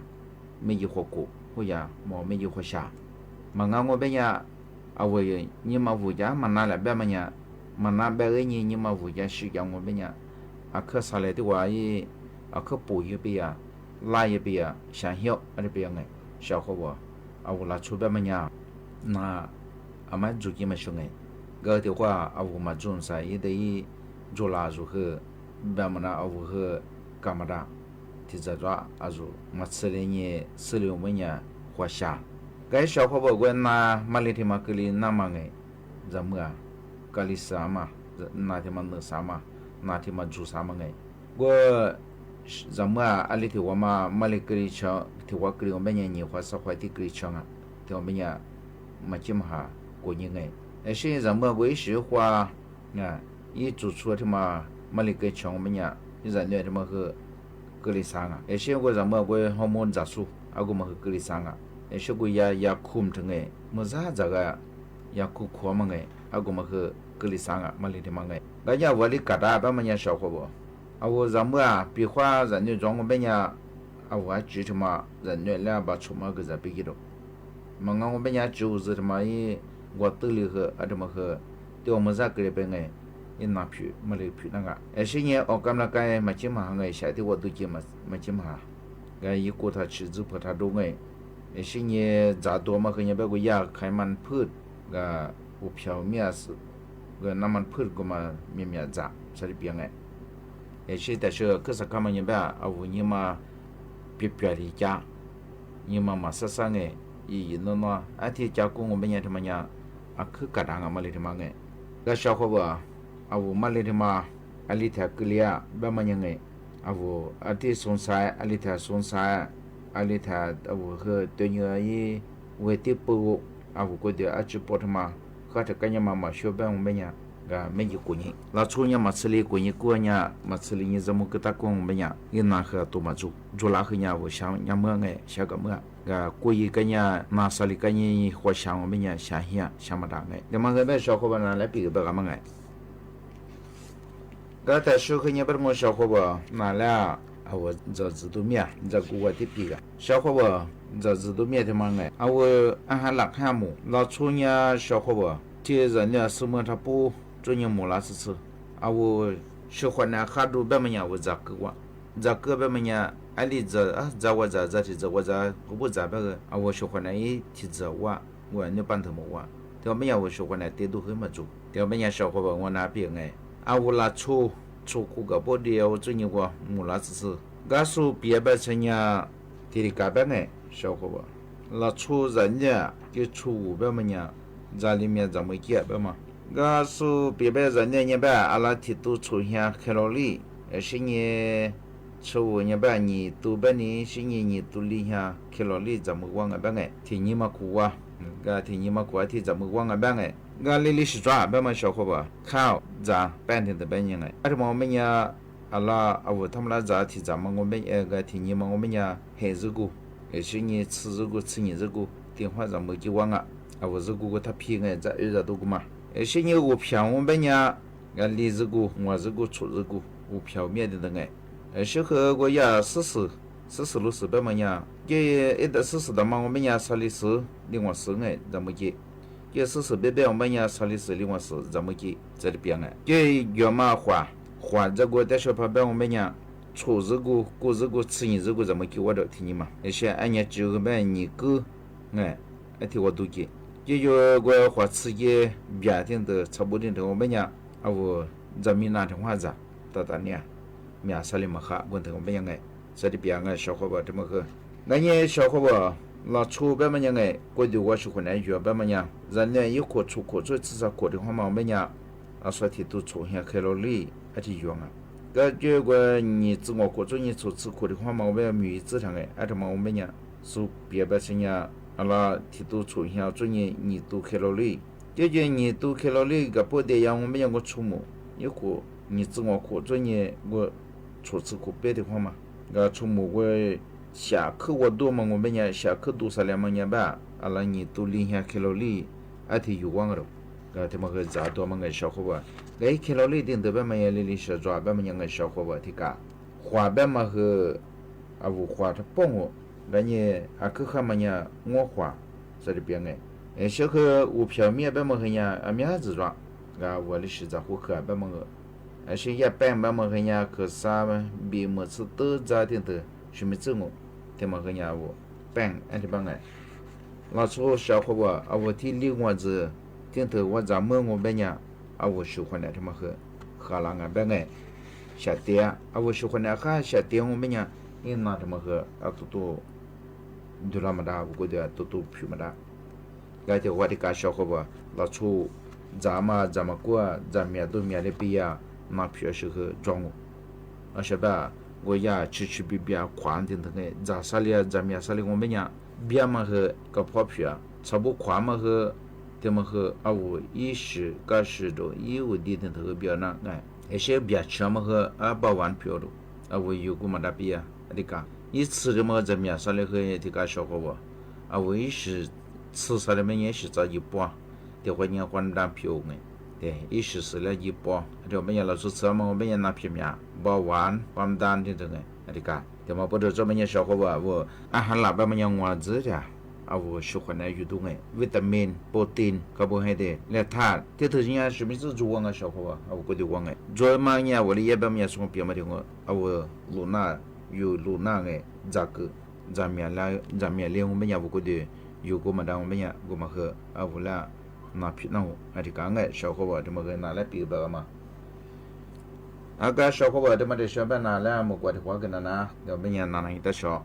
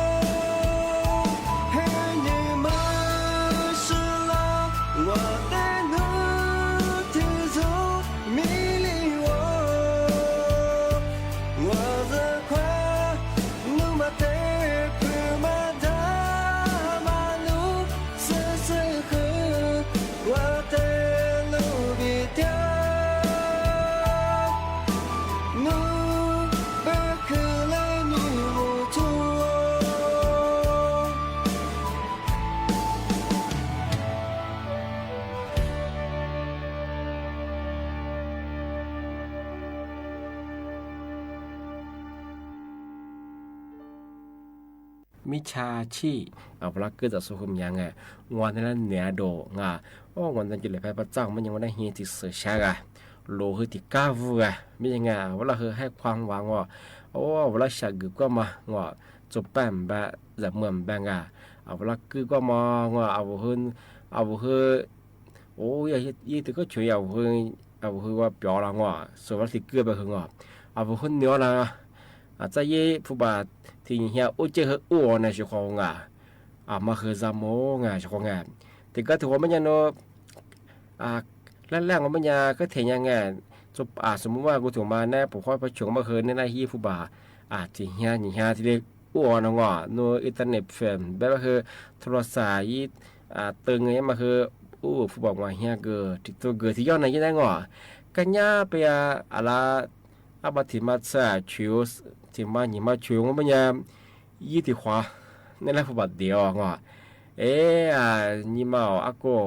อามุสังว่าถ้าจะสุดมาวรามาอีค่าสูงของมัวบุหิวันนี้สูงสิแหละอาจจะเป็นว่าค่าสูงแต่บึงก็เทียบเป็นอย่างคือสาเฮียอะไรนี่ความว่าคือว่าเฮียติดตัวยิ้มมือสมุนที่กลีน่างาชของจะเหมือนแบบจุบบ้ามแบบที่เอายุฟุตแต่พันเหนียวของพัดจียังมันยังคือกลุ่มไม่ใช่คิดถึงว่าคือยากเวลาคือผู้บักก่อนนะผู้บักเกเอาเวลาว่าเอาแท่งว่าคือไว้ใจว่านังว่าเวลาคือไงยี่คือนั่นแหละคือยี่แล้วไว้ใจจีเป็นยังยี่ผู้บักก่อนนั่นแหละว่านัวแต่อยู่จะว่าคือถึงเฮียแบบเกอเฮียแบบเกอที่เกิดว่ากันยาแบบเจ้าขอแบนได้แต่ความเดียวเลยจริงแต่เมื่อแบบจะว่าแบบที่บ้านเมื่อคือช่วง14วาเลนไทน์เนี่ยคือวันแห่งความรักนะครับวันลิซุ่งเขาเป็นยังคือนู่นนี้เห็นยี่บ้านยังไงที่นี่ฮะซิลิยังไงที่เป็นคือกลุ่มมิชาชีที่เราโชว์มาคาสุกเกิดสมบัติคือฟีบูยปอชานีว่าเราช่วยบุญช่วยบุญก็คือบีเบียมาคือเนี่ยเอาเวลาปกครองช่วยล้างว่าก็นี่มาโน่นก็จะส่งในจีเราเนี่ยนี่ไม่ได้บ้างนัวนัวเบียเว้นัวชิมิจังว่าคือที่อีข้อมูลสอบไทยมาจ่อยเฉพาะที่เป็นอย่างคือช่วง14วันเลนไทน์เป็นอย่างคือกลุ่มที่ใช้ชื่อว่าคือที่รีเบนเนี่ยเวลาเกิดจากอะไรคือมีที่เป็นอย่างคือมาคือจามโมเฉพาะโอหายยันกรรมนู้โอหายยิ่งคือฟุตบอลคือตัวเขาเสียฟุตบอลเขาเวเฉพาะที่เป็นอย่างZaguan be zamuan benga muchipam be muchimam benga artinya zamo pihwano coba bibit hwa ne pokwa ta chhui lang ba yuko de i asitsema mo atile pa chhui la ba artinya ti zamu coba le manga zamu ngo shiko zamu te nya zamo pihwano coba thwa ta chhui la yu be tu nya yu ku pa khasalong bi ขึ้นหล่อเว้ยไงพอข้อชื่อเมื่อชื่อมาคือแต่สูเลยก็คือผู้บาดเจ็บมาคือด้วยมาคือจามกจุป้างจามเมื่อคือเบียมาคือพาซึ่งช่องมาคือวิดีโอคอลยี่สิบคนเฟซบุ๊กเขาถูกอีป้ออีกล้องปุ๋ยอีกล้องปุ๋ยว่าพิมพ์ยังมวยยังกลุ่มวิชาชีพของมันยังหลักสมบัติเขาส่วนใหญ่กล้องวิดีโอยังเปิดเฉพาะ也和最喜欢这边也比话我嘛拍摄上面也和也比如嘛这我一个的是呢需要话嘛需要话嘛和我วิดีโอคอลปืนยี่เราบอกเขาจุยังยี่พี่พับปืนป้องมันยังทำไมยังไม่ใช่ชิบมันง่ายใช่ไหมแต่ก็ทว่าเขาเนาะปืนก็แบบก็คือยี่ปืนคือแบบได้ใช่ไหมมันจะช่วยเนี่ยว่าคือยี่นี่ใส่ก็เรียนรู้อยู่ว่าหลักส่วนใหญ่คือที่สิ่งคือจ้างอาจจะไปยาสำนักงานตำรวจแห่งชาติคือประกาศแจ้งเตือนวันที่14วาเลนไทน์ว่าช่วงที่หนีคนนี้คือนิวนี้เห็นยิงอาจจะเป็นอย่างคือจากว่าจากเมืองแบงเจ้ามาคืออาทิตย์นี้จามุแบงเรื่องที่ใช่ไหมอาทิตย์เป็นยังมาสักว่าช่วงแรกคือมกว่าทุกว่า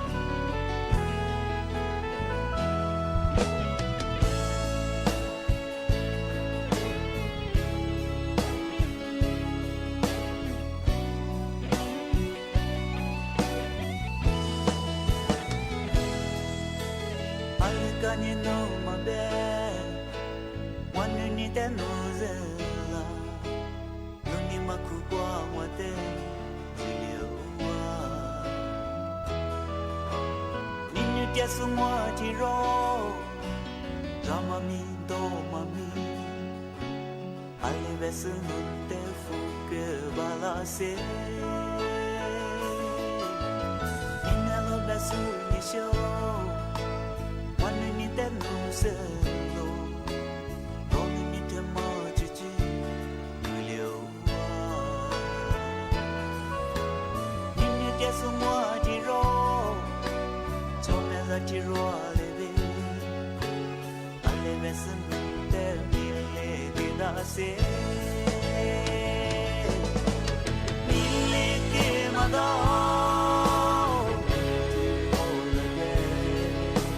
mille che mado tiro aleve mille che mado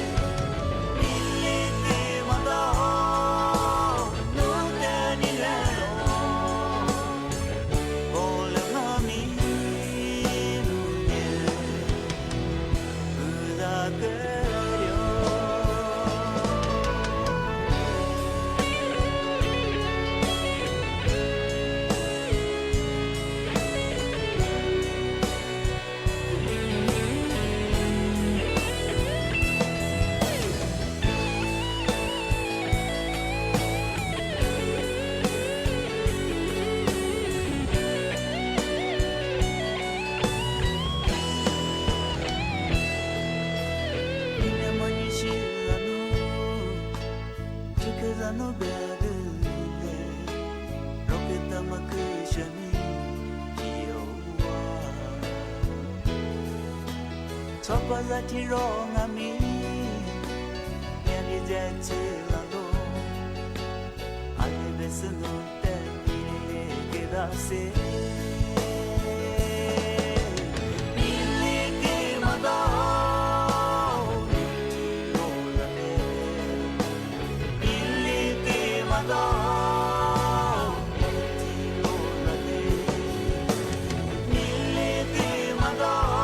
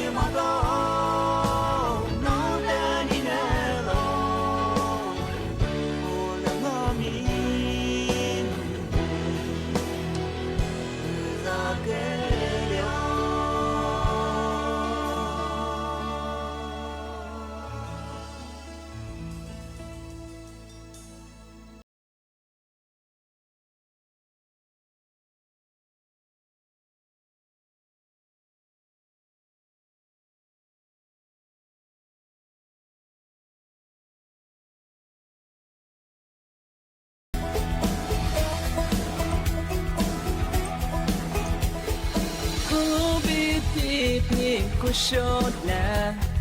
Habiti no Hashona Zolisoto Kushibilo Kush 是比那看一望，否则是则可以呢，否则的爱，可是的路，他不听你那话表讲，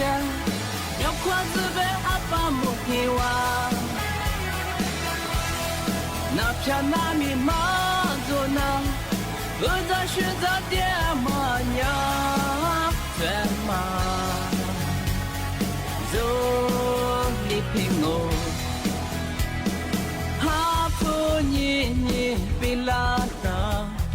阿爸阿扎爸妈来自这个是花上木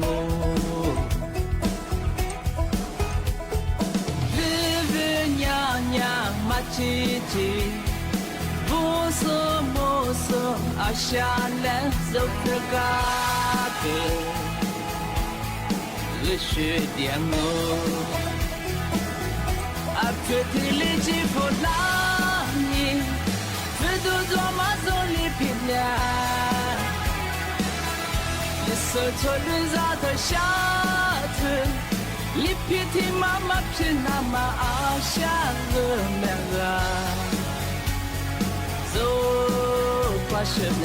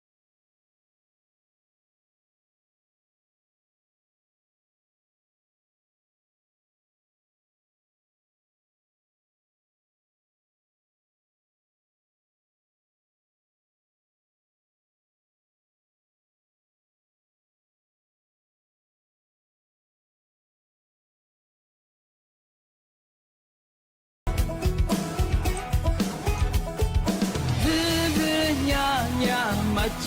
叽，不说不说，阿下来走这个的，我是点我，阿这体力几乎拉你，这都做嘛做你平了，你说错了咋头下子。你皮提妈妈皮那么阿下个那个，走吧是那。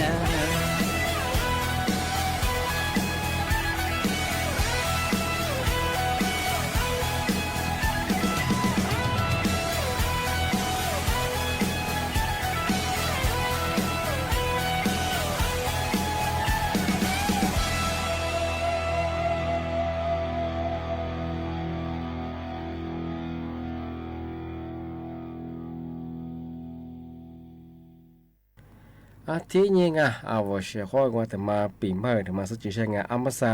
กรงกิจการผู้สูงอายุไงย่าเธอประกาศแจ้งเตือนยูฟลาแบงอามาซาเธอกรุงมิชาชีไงย่าเธออ้างงอนหนุญากรงกิจการผู้สูงอายุงอเธอผู้สูงอายุแล้วกว่าชิสูดูแลสูแบงเยทีนี้แบกเกอร์เนี่ยเวลาเฮทีนี้ทัวฟลาอีกข้อมูลข้อเดลางว่าเมื่อสานวนมีขุดจ่อกูเลยทีนี้เดียงแต่ก็ถือว่าเฮผู้บ่าวโอจะมานอมาสาผู้สูงอายุว่าเฮนี้ขุดสดซื้อชิขุดจะว่าเฮผู้บ่าวที่ผู้บ่าวงวยแห่ว่าพระเบื้องไม่จ้อนนมาตัวเชียคุยใหญ่ยอมมาเฮค่าดูแลรักษาเฮบ่มาชิบะเฮงาผิวขวานอยเหมือนสู้พักกว่าเฮบ่มาชิบะงาภาษาวันนอยมีสิทธิ์ที่จะบ่เฮว่าเฮทีนี้โฆษณาย่ามางอนโยบายที่จะกูเลยจะบ่ทีนี้ข้ามาที่แบเชียวลังอาทิปัญญาบ่ชะคงมาเฮอาทิญาซามงแต่ก็ตัวบ่เฮนั้นนะบัดถึงมามันก็ชื่อ อาบัตมาที่ตัวบุบะเฮจ้อปิขโนโคยาพยาบะเฮโนสิทธิ์เบยามาเฮงมีอันจัวบ่สิงโนที่ตัวบุบะลองบะเฮปิขโนโคยาเยนะสิเฟยิมือสู้เปื้อบะเฮงปิขโนพาตายคือเสนสมบะเฮบ่หมดชิบะงงอนญาโดยรัฐบาลมีสู้ที่สมุนกว่าชิสูพิเศษที่เลยเบเนเวลาคือหลายชั่วโมงอาทิตย์ปัญญาริยากรมกิจการผู้สูงอายุคือยาญานายบายดิชิมาโจแบงปีควานนั่นแหละมาโทฟลานีงอนญากรมกิจการผู้สูงอายุงอนญาที่รัฐบาลหลักส่งเบเนวัดสูละวัดสมุนที่โทฟลายี่ข้อมูลเดียมากุเลที่ลิเบมาง่อยนู่นเนี่ยยี่มีสิ่งกุเลจอที่จอเป็นยังไงเบเกอร์มาคือที่ชิดจวงที่เป็นยังคือมาสายาสำนักงานตำรวจคือประกาศแจ้งเตือนมาคือเนี่ยที่เนี่ยสมุนประกาศที่เนี่ยคือกลุ่มกิจการคือเนี่ยนโยบายงอนที่ยาหลัดส่วนเบเนียเวลาโทรฟลาเนี่ยมาคือที่ชิมจงที่ยิ่งกว่าโทรศัพท์คนนี้คือข้อความสุฟลามาโดฟีบุกข้อนี้ข้อความสวยมาตัวชิ้นมาจุบังอาจจะเป็นยาปีขว้างมาปฏิจจไม่เคยถาดยุจามางมาสักเคยยานนั่งอยู่บริษัทมาจุบังที่รับตัวฟลานี้ข้อมูลเดียวมมาคือเอาช่วยทำวันที่ปีมาช่างอาทิตย์บ้างก็ไม่ยังนี่เนี่ยคือนั่นละปีมาคือที่เราจองช่วงไหนไปคือรายการลิส่งยาโฉมโมควานีจีโมที่แน่ดองที่หมดแล้วก็คือหนีโมควานีสามโมวิทยุวัฒนาสุดได้คือบุโมเอาเสียความได้คือจะชื่อจอมาผู้จะชื่อว่าคือมีว่าเจที่นี่น่าจะพิจารณาทันทีแล้วก็จะคือผู้จะชื่อว่าคือมีจะคือฮักคือด้วยคือว้ากุยเจเอาเสียความได้คือบุโมว้า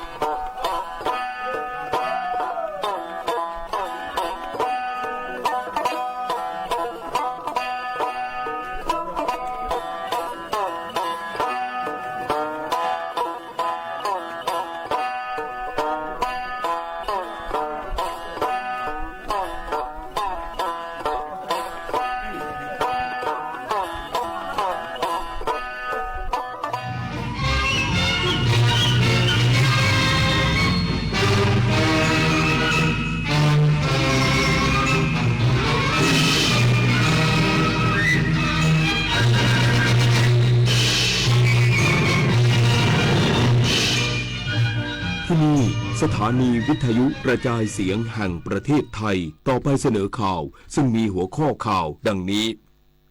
การประชุมคณะกรรมาธิการเขตแดนร่วมไทยกัมพูชาที่กรุงพนมเปญทั้งสองฝ่ายมุ่งลดความตึงเครียดเพื่อนำไปสู่การแก้ปัญหาอย่างยั่งยืนจะมีการประชุมต่อเนื่องในเช้าวันนี้นายกรัฐมนตรีสั่งการกระทรวงการต่างประเทศจัดตั้งศูนย์ประสานงานสถานการณ์ฉุกเฉินในพื้นที่เกิดสถานการณ์ตึงเครียดระหว่างอิสราเอลกับอิหร่านให้เตรียมพร้อมอพยพคนไทยออกจากพื้นที่กองทัพสหรัฐจัดสวนสนามในโอกาสครบรอบ250ปีกองทัพบกสหรัฐอย่างยิ่งใหญ่ท่ามกลางการประท้วงต่อต้านรัฐบาลสหรัฐในหลายพื้นที่ทั่วประเทศการแข่งขันยกน้ำหนักชิงชนะเลิศแห่งเอเชียตะวันออกเฉียงใต้2025ที่ประเทศสิงคโปร์นักยกน้ำหนักไทยคว้า2เหรียญทองเพิ่มมีลุ้นอีก3รุ่นในวันนี้ต่อไปเป็นรายละเอียดของข่าวการประชุมคณะกรรมาธิการเขตแดนร่วมไทยกัมพูชาที่กรุงพนมเปญราชอาณาจักรกัมพูชาทั้งสองฝ่ายมุ่งลดความตึงเครียดเพื่อนำไปสู่การแก้ปัญหาอย่างยั่งยืนในอนาคตและจะมีการประชุมต่อเนื่องในเช้าวันนี้ ในการประชุมคณะกรรมาธิการเขตแดนร่วมหรือ JBC ไทยกัมพูชาที่กัมพูชาเป็นเจ้าภาพจัดขึ้นเมื่อวานนี้ที่กรุงพนมเปญราชอาณาจักรกัมพูชาฝ่ายไทยนำโดยนายประสาทวินิจฉัยอดีตเอกอัครราชทูตไทยประจำกรุงพนมเปญในฐานะประธานคณะกรรมาธิการเขตแดนร่วมไทยกัมพูชาฝ่ายไทยได้ร่วมหารือกับนายลำเจียรัฐมนตรีรับผิดชอบกิจการชายแดนและหัวหน้าสำนักงานเลขาธิการกิจการชายแดนแห่งชาติกัมพูชาประธานร่วมฝ่ายกัมพูชานายนิกรเดชพลังกูลอธิบดีกรมสารนิเทศและโฆษกกระทรวงการต่างประเทศกล่าวว่า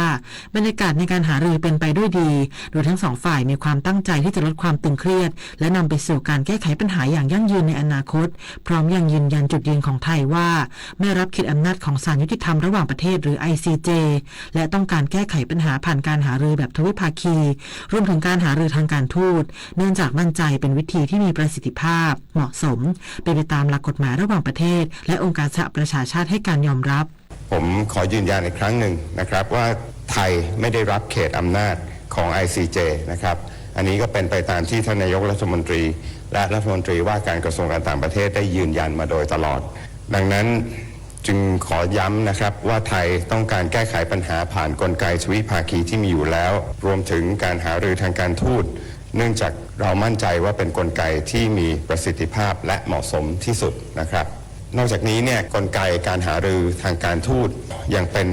ไปตามหลักกฎหมายระหว่างประเทศและธรรมเนียมปฏิบัติสากลในการแก้ไขปัญหาตามที่สหประชาชาติกำหนดด้านนายมาริส เสงี่ยมพงศ์รัฐมนตรีว่าการกระทรวงการต่างประเทศได้ประชุมติดตามการประชุมดังกล่าวด้วยโดยเน้นย้ำความมุ่งมั่นของฝ่ายไทยที่จะสนับสนุนการลดความตึงเครียดด้วยกลไกทวิภาคีอย่างสันติขณะที่นายจิรายุห่วงทรัพย์โฆษกประจำสำนักนายกรัฐมนตรีเปิดเผยด้วยว่านางสาวแพทองธารชินวัตรนายกรัฐมนตรีได้มีการติดตามและรับรายงานความคืบหน้าในการประชุมคณะกรรมาธิการเขตแดนร่วมไทยกัมพูชาอย่างต่อเนื่องและจะรอรับรายงานผลการประชุมที่จะมีต่อในเช้าวันนี้ด้วยพร้อมให้กำลังใจผู้แทนของไทยและทุกส่วนที่เกี่ยวข้องให้ยึดหลักผลประโยชน์ของประเทศชาติเป็นสำคัญในการเจรจาครั้งนี้ชวิสา ปทุมมารายงานนายกรัฐมนตรีสั่งการกระทรวงการต่างประเทศจัดตั้งศูนย์ประสานงานสถานการณ์ฉุกเฉินในพื้นที่เกิดสถานการณ์ตึงเครียดระหว่างอิสราเอลกับอิหร่านและให้ประสานงานกระทรวงกลาโหมในการเตรียมความพร้อมอพยพคนไทยออกจากพื้นที่วันนี้นางสาวแพทองธารชินวัตรนายกรัฐมนตรีโพสต์ข้อความผ่านโซเชียลมีเดียระบุ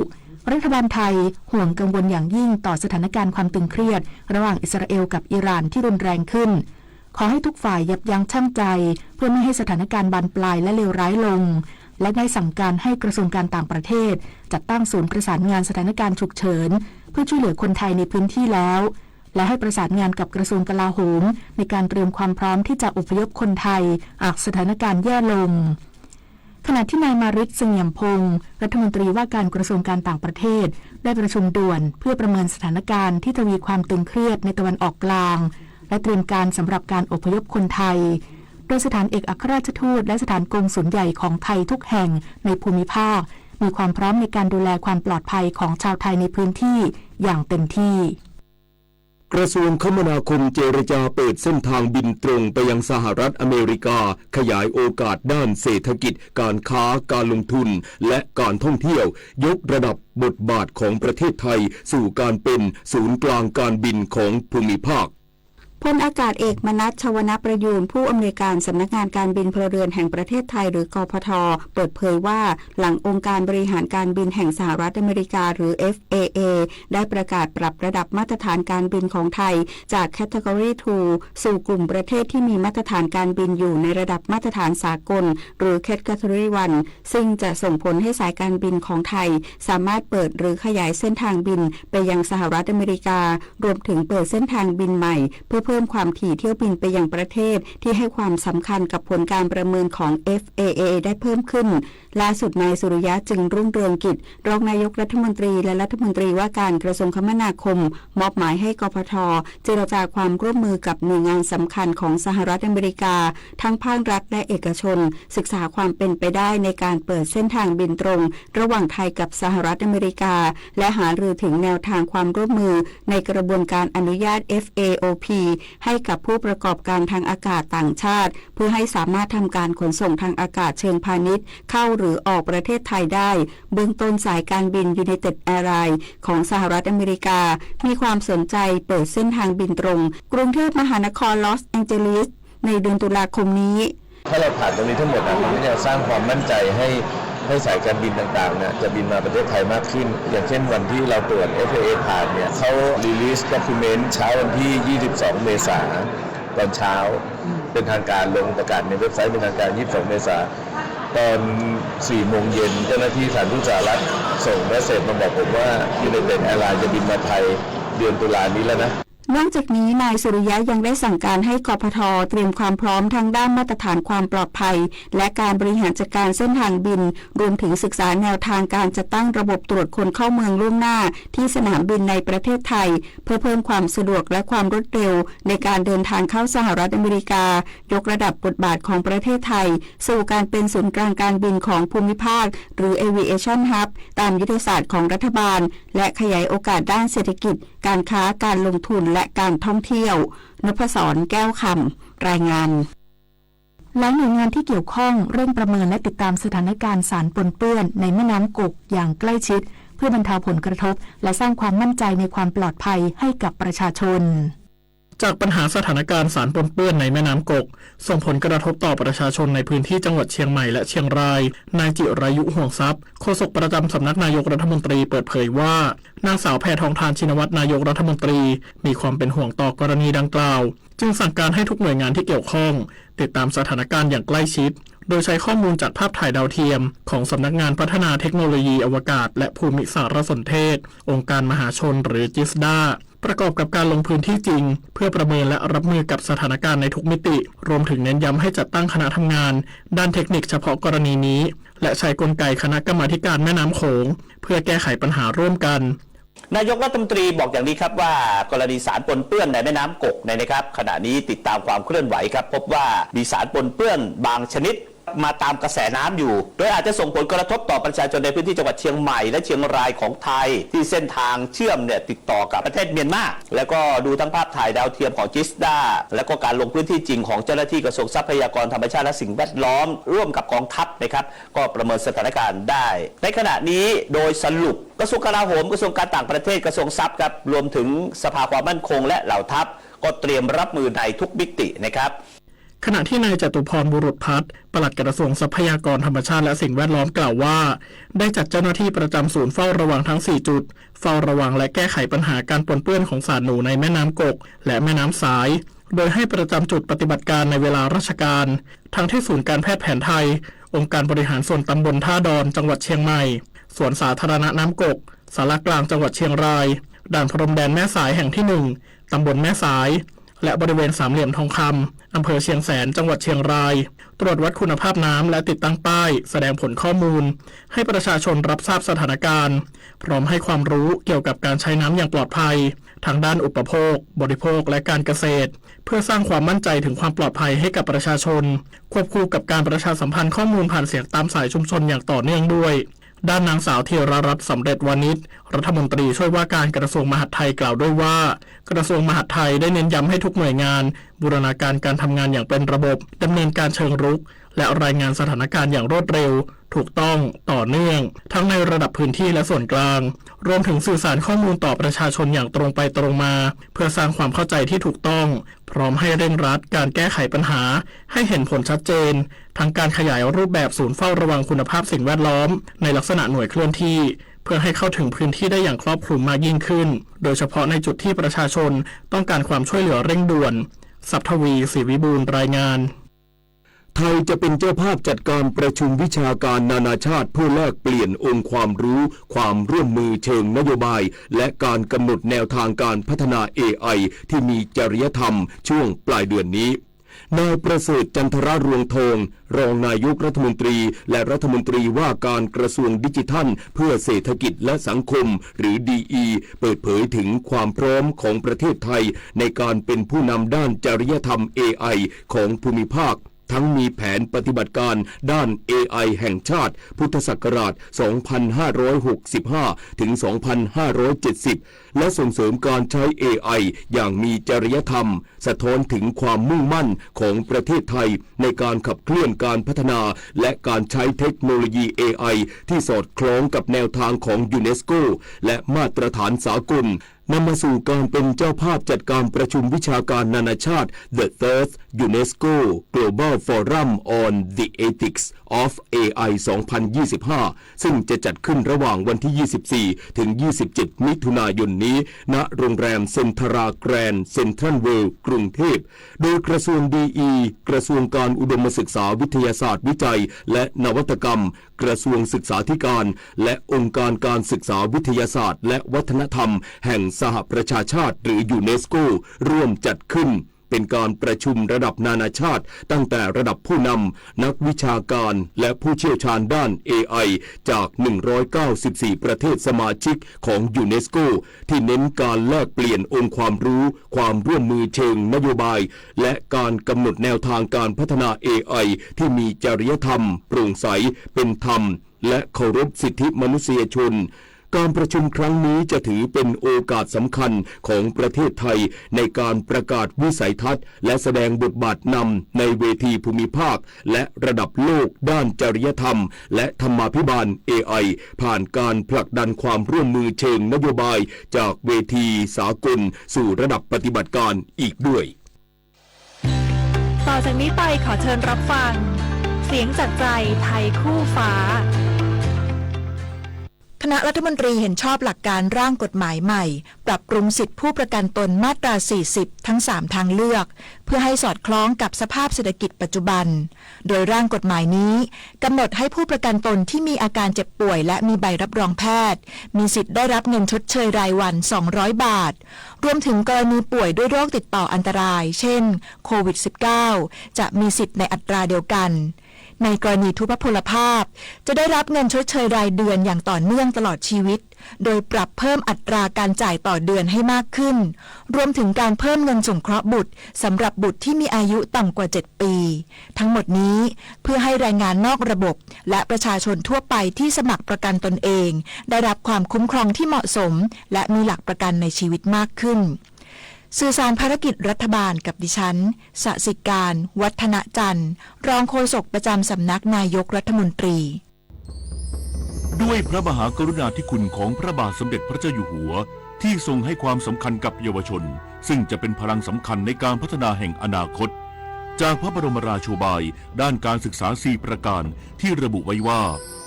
เด็กต้องมีทัศนคติที่ถูกต้องต่อบ้านเมืองมีพื้นฐานชีวิตมั่นคงเปี่ยมคุณธรรมมีอาชีพและเป็นพลเมืองดีของสังคมเพราะทุกก้าวของเยาวชนคือก้าวที่นำพาชาติสู่ความมั่นคง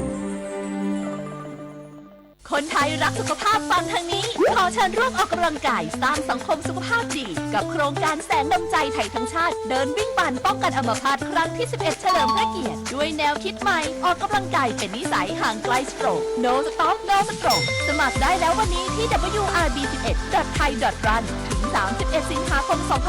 2568 มาร่วมกันทำให้การออกกำลังกายเป็นส่วนหนึ่งในชีวิตประจำวันแล้วมาเดินวิ่งปั่นพร้อมกันทั่วประเทศ 2 พฤศจิกายนนี้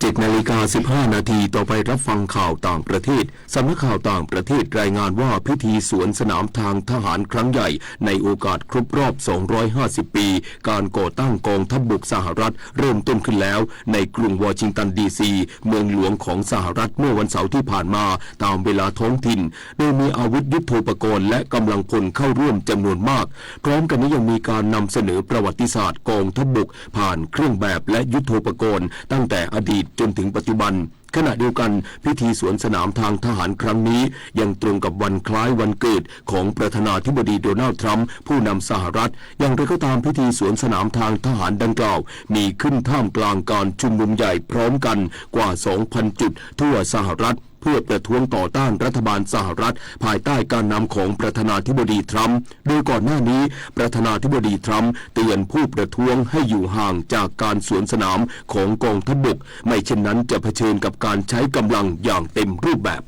กระทรวงการบินพลเรือนของอินเดียเปิดเผยว่าหน่วยงานกำกับดูแลการบินของอินเดียสั่งตรวจสอบเครื่องบินรุ่นโบอิ้ง 787 ทั้งหมดที่ใช้งานในประเทศหลังอุบัติเหตุเครื่องบินของแอร์อินเดียตกที่ทำให้มีผู้เสียชีวิตมากกว่า270คน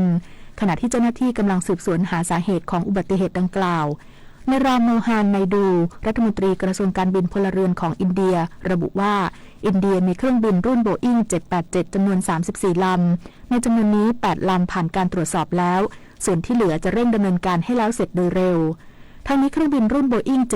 787-8 Dreamliner ของ Air India ซึ่งมุ่งหน้าสู่สนามบินแกตวิกของอังกฤษเริ่มสูญเสียการควบคุมหลังขึ้นบินเพียงไม่กี่วินาทีก่อนจะตกในย่านที่อยู่อาศัยและเกิดการระเบิดขึ้นในวันที่ 12 มิถุนายนที่ผ่านมากระทรวงกลาโหมรัสเซียเปิดเผยว่าทางการรัสเซียและยูเครนดำเนินการแลกเปลี่ยนตัวเฉลยศึกระหว่างกันพร้อมส่งคืนร่างของทหารยูเครนที่เสียชีวิตจำนวน 1,200 ร่างให้กับยูเครนซึ่งการแลกเปลี่ยนตัวเฉลยศึกดังกล่าวเป็นส่วนหนึ่งของข้อตกลงที่ทั้งสองฝ่ายบรรลุระหว่างการเจรจาในนครอิสตันบูลของตุรกีเมื่อต้นเดือนที่ผ่านมาอย่างไรก็ตามทางการรัสเซียยังคงไม่ได้รับร่างทหารรัสเซียที่เสียชีวิตคืนจากยูเครนทั้งนี้กระทรวงกลาโหมรัสเซียไม่ได้ระบุจำนวนเฉลยศึกที่เกี่ยวข้องในการแลกเปลี่ยนครั้งนี้แต่เผยแพร่วิดีโอแสดงภาพทหารรัสเซียถือธงชาติและส่งเสียงเชียร์ก่อนขึ้นรถบัสโดยทหารเหล่านี้จะพักอยู่ในเบลารุสเพื่อรับการรักษาพยาบาลก่อนถูกส่งตัวกลับรัสเซียต่อไปรับฟังข่าวกีฬาค่ะการแข่งขันยกน้ำหนักชิงชนะเลิศแห่งเอเชียตะวันออกเฉียงใต้ 2025 ที่ประเทศสิงคโปร์ทัพยกน้ำหนักจากประเทศไทยภายใต้ชื่อทีมชมรมยกน้ำหนักเทศบาลเมืองทุ่งสงคว้าเหรียญทองแรกได้สำเร็จจากรุ่น 58 กิโลกรัมหญิงพุทธลักษณ์ไวยพจน์คว้าเหรียญทองมาครองหลังยกท่าสแนทได้ 76 กิโลกรัมกรีนแอนด์เจิร์ก 105 กิโลกรัมน้ำหนักรวม 181 กิโลกรัมเหนือนักกีฬาจากสิงคโปร์และมาเลเซียต้นรุ่น 63 กิโลกรัมหญิงบุษยาลาวันนีคว้าเหรียญทองหลังยกท่าสแนทได้ 85 กิโลกรัมกรีนแอนด์เจิร์ก 109 กิโลกรัมทำน้ำหนักรวม 194 กิโลกรัมขณะที่เพื่อนร่วมทีมนัทนิชาการาเกตคว้าเหรียญเงินด้วยน้ำหนักรวม 180 กิโลกรัมอย่างไรก็ตามก่อนหน้านี้ทีมไทยเก็บมาแล้ว 2 เหรียญเงินจากวันแรกส่งผลให้ผ่าน 2 วันทีมไทยคว้ามาแล้ว 2 เหรียญทอง 3 เหรียญเงินมีลุ้นต่ออีก 3 รุ่นในวันนี้ศึกบาสเกตบอล NBA รอบชิงชนะเลิศเกมที่ 4 ที่เกรนบิดฟิลด์เฮาส์เชกิลเกียร์ตอเล็กซานเดอร์พอยต์การ์ดเจ้าของรางวัล MVP ทำ 15 คะแนนในช่วง 5 นาทีสุดท้ายพาโอคลาโฮมาซิตี้ทันเดอร์ชนะอินเดียนาเพเซอร์ 111-104 ตามตีเสมอเป็น 2-2 เกมยังต้องลุ้นกันอีกอย่างน้อย 2 เกมถึงจะได้แชมป์สำหรับเกมที่ 5 จะแข่งขันที่เพลย์คอมเซ็นเตอร์บ้านของทันเดอร์ในวันที่ 16 มิถุนายนสนุกเกอร์สะสมคะแนนดิวิชั่น 1 สนามที่ 5 บุรีรัมย์ครับที่โรงแรมเดอะสิตาปรินเซสจังหวัดบุรีรัมย์ในรอบชิงชนะเลิศโฟนอยู่บนนรงเดชตาขันทองนักสอยคิวมืออันดับ 21 ของไทยโชว์ฟอร์มการออกคิวได้อย่างแม่นยำชัยชนะนุกสงขลากฤษณัทเลิศสัตยาธรมือ 2 ของไทยและแชมป์เก่ารายการนี้ 4-1 เฟรม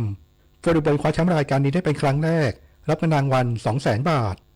วอลเลย์บอลชายหาดยูโรเค้กรุ่นอายุต่ำกว่า 21 ปีชิงชนะเลิศแห่งอาเซียน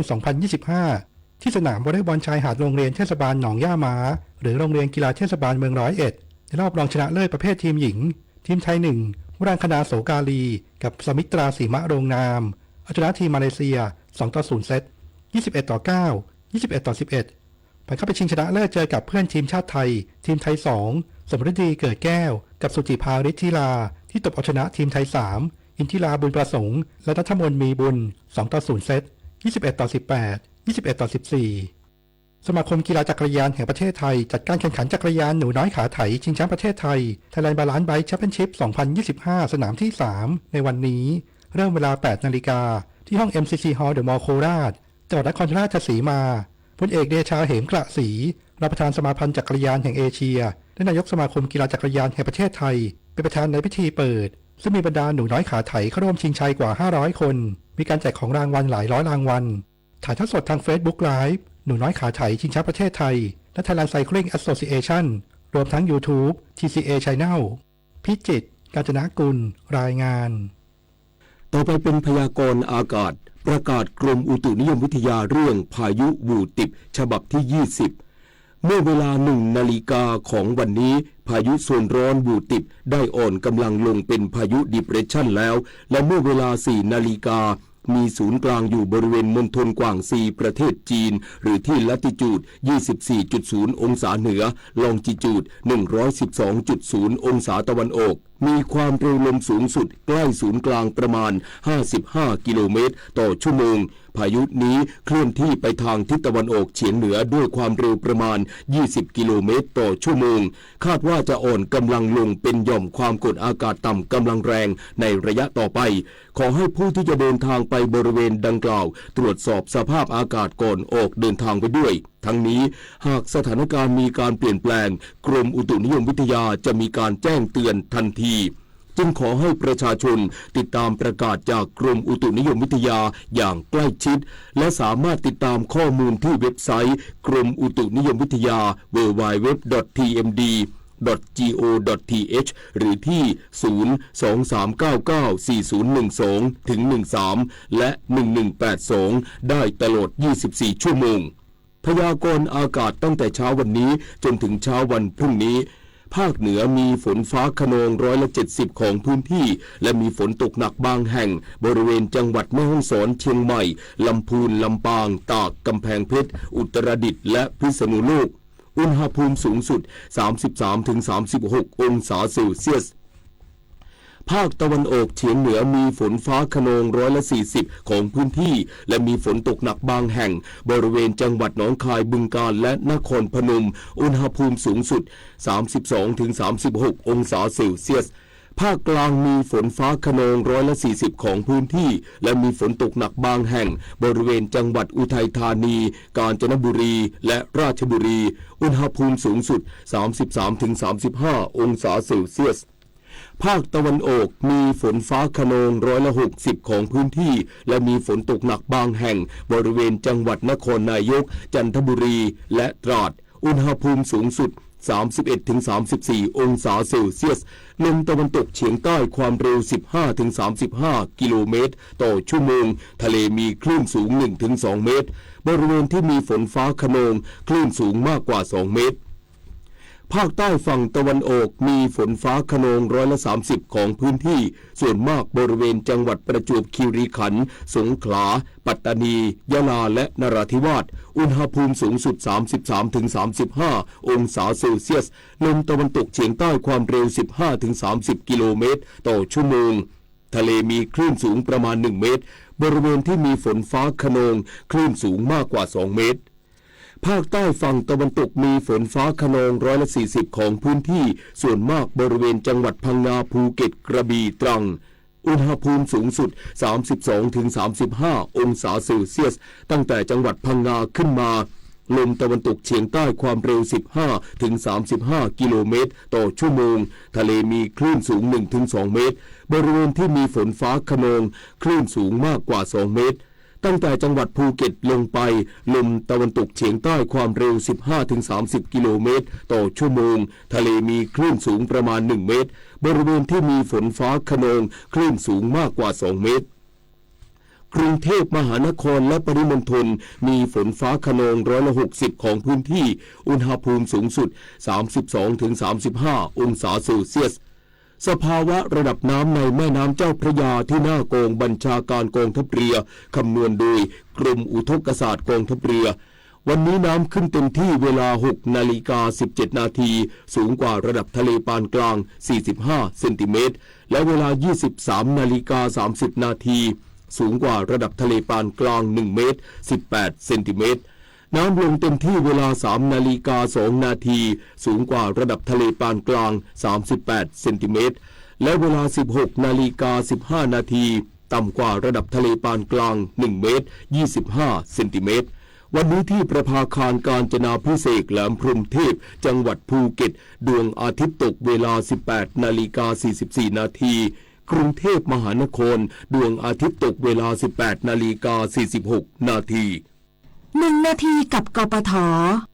รถเหินน้ำเกิดจากการที่ผู้ขับขี่ขับรถเร็วผ่านบริเวณที่มีแอ่งน้ำท่วมขังโดยเฉพาะทางโค้งและที่ลาดต่ำทำให้ยางไม่สามารถรีดน้ำออกได้ทันส่งผลให้ล้อหมุนและลอยอยู่บนน้ำไม่สัมผัสกับพื้นถนนและลื่นถลายจนควบคุมไม่ได้เมื่อรถของผู้ขับขี่อยู่ในสถานการณ์ดังกล่าวให้แก้ไขโดยค่อยๆถอนคันเร่งจับพวงมาลัยให้มั่นพร้อมใช้เกียร์ต่ำจนกว่ารถจะทรงตัวได้นอกจากนี้ในช่วงหน้าฝนถนนบางสายอาจมีน้ำท่วมพื้นถนนหากน้ำท่วมสูงไม่เกิน6 นิ้วผู้ขับขี่ควรขับให้ช้าที่สุดเพื่อป้องกันไม่ให้น้ำไหลเข้าห้องเครื่องยนต์ซึ่งอาจทำให้เกิดกระแสไฟฟ้าลัดวงจรหรือเครื่องยนต์ดับและหลังจากขับรถลุยน้ำมาแล้วควรตรวจสอบประสิทธิภาพของเบรกโดยการเร่งเครื่องยนต์สลับกับการเบรกเพื่อรีดน้ำออกจากผ้าเบรกและให้น้ำที่ขังอยู่ในจานเบรกระเหยเร็วขึ้นค่ะด้วยความปรารถนาดีจากกรมประชาสัมพันธ์และกองทุนเพื่อความปลอดภัยในการใช้รถใช้ถนนกรมการขนส่งทางบกกระทรวงคมนาคมรู้รักภาษาไทยโดยความร่วมมือของสำนักงานราชบัณฑิตยสภาและกรมประชาสัมพันธ์วันนี้เสนอคำว่ายมบาลยมบาลหรือที่คนไทยสมัยก่อนเรียกว่ายมพบาลหมายถึงเจ้าพนักงานผู้รักษายมโลกหรือเมืองนรกในหนังสือไตรภูมิกถาพระราชนิพนธ์ของพระเจ้าลิไทยสมัยสุโขทัยกล่าวว่ายมบาลมีหน้าที่ลงโทษและทรมานสัตว์นรกตามคำบัญชาของพญายมราชเมื่อยังมีชีวิตอยู่ในโลกมนุษย์ผู้ใดทำบาปบ้างทำบุญบ้างเมื่อตายไปพญายมราชเทพผู้เป็นใหญ่แห่งยมโลกจะสั่งให้ผู้นั้นเป็นยมบาล15 วันมีสมบัติทิพย์ราวกับเทวดาและมีหน้าที่ลงโทษสัตว์นรกด้วยเมื่อพ้น15 วันแล้วจะกลับมาเป็นสัตว์นรกรับโทษทันตามบาปที่ได้ทำไว้เมื่อรับโทษทันจบยมบาลพวกอื่นจนครบ15 วันก็กลับเป็นยมบาลใหม่เวียนไปเช่นนี้นานแสนนานจนกว่าจะสิ้นบาปผู้มีคำถามการใช้ภาษาไทยสอบถามได้ที่ www.orst.go.th สาระนานากับสารานุกรมไทยวันนี้เสนอตอนประหลอดตอนที่1ประหลอดคือโลหะสีขาวคล้ายเงินเป็นของเหลวในอุณหภูมิปกติสามารถทำให้เป็นของแข็งได้แต่เปราะในอุณหภูมิปกติจะระเหยเป็นไอประหลอดนำมาใช้ประโยชน์มากมายเช่นใช้ทำเครื่องมือวิทยาศาสตร์เช่นเทอร์โมมิเตอร์และเครื่องมือที่ใช้วัดความดันโลหิตใช้ในอุตสาหกรรมไฟฟ้าเช่นสวิตช์อัตโนมัติสำหรับตู้เย็นสารประกอบของประหลอดใช้ทำวัตถุระเบิดซัลไฟด์ของประหลอดใช้ทำสีแดงในอุตสาหกรรมเครื่องเคลือบดินเผาและออกไซด์แดงของประหลอดใช้ทำสีป้องกันไม่ให้แตกหรือลอกง่ายเช่นใช้ทาใต้ท้องเรือติดตามเพิ่มเติมและฟังย้อนหลังได้ที่ Facebook, YouTube, Line และ Instagram @ สารานุกรมไทยและ www.saranukromthai.or.thสำหรับช่วงที่2ติดตามรับฟังช่วงสร้างบ้านแปลงเมืองในวันนี้คุณวิกรม กรมดิษฐ์จะมาวิเคราะห์เหตุการณ์ความขัดแย้งระหว่างอินเดียกับปากีสถานค่ะถ้าเราทุกคนร่วมแรงร่วมใจกันร่วมทุกข์ร่วมสุขกันตั้งใจปฏิบัติภาระหน้าที่ของตนอย่างดีที่สุดเท่าที่แต่ละคนจะสามารถกระทำได้แล้วก็จะช่วยให้ผ่านพ้นอุปสรรคปัญหาต่างๆและดำเนินชีวิตได้ด้วยความผาสุกสวัสดีพระราชดำรัสพระบาทสมเด็จพระเจ้าอยู่หัวคณิษฐาลือสัตย์บรรณาธิการข่าวจันทิมาเจษฎาจิตพัฒนาและบุญมาศรีมาศอ่าน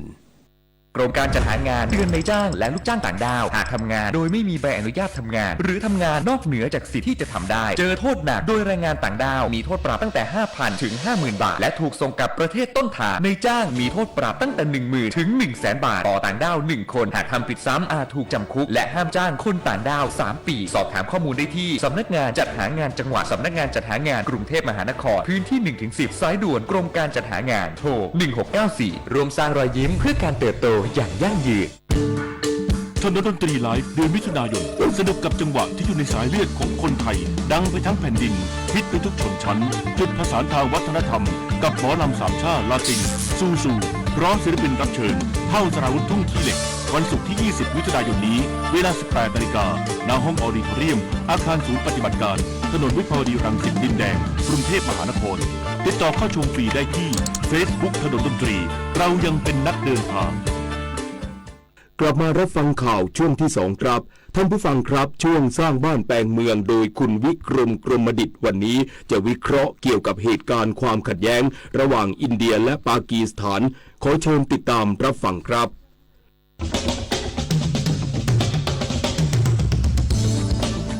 สร้างบ้านแปลงเมืองโดยวิกรมกรมดิษฐ์สวัสดีครับท่านผู้ฟังที่รักทุกท่านครับรายการสร้างบ้านแปลงเมืองนั้นยังคุยเรื่องอดีตของอินเดียซึ่งจะเดินทางไปสู่นะครับความสัมพันธ์กับปากีสถานซึ่งทั้งสองประเทศนี้ถือว่าเป็นประเทศใหญ่เพราะปากีสถานเองมีประชากร250ล้านคนอินเดียนั้นมีประชากร 1,460 ล้านคนที่สำคัญไปกว่านั้นก็คือว่าประเทศนี้เป็นประเทศเดียวกันแต่หลังจากที่มีศาสนาที่ต่างกันนั่นแหละครับนำไปสู่ความกังวลของหลายๆประเทศที่มองว่าความขัดแย้งที่มีตามชายแดนซึ่งเป็นลักษณะของความขัดแย้งที่มันรุนแรงขึ้นนะฮะทุกวันฉะนั้นเราก็คงจะต้องกังวลเพราะว่าทั้งอินเดียและปากีสถานนั้นถือว่าเป็นประเทศที่มีหัวรบนิวเคลียร์มากที่สุดอินเดียมีหัวรบนิวเคลียร์ประมาณ172ลูกส่วนปากีสถานนั้น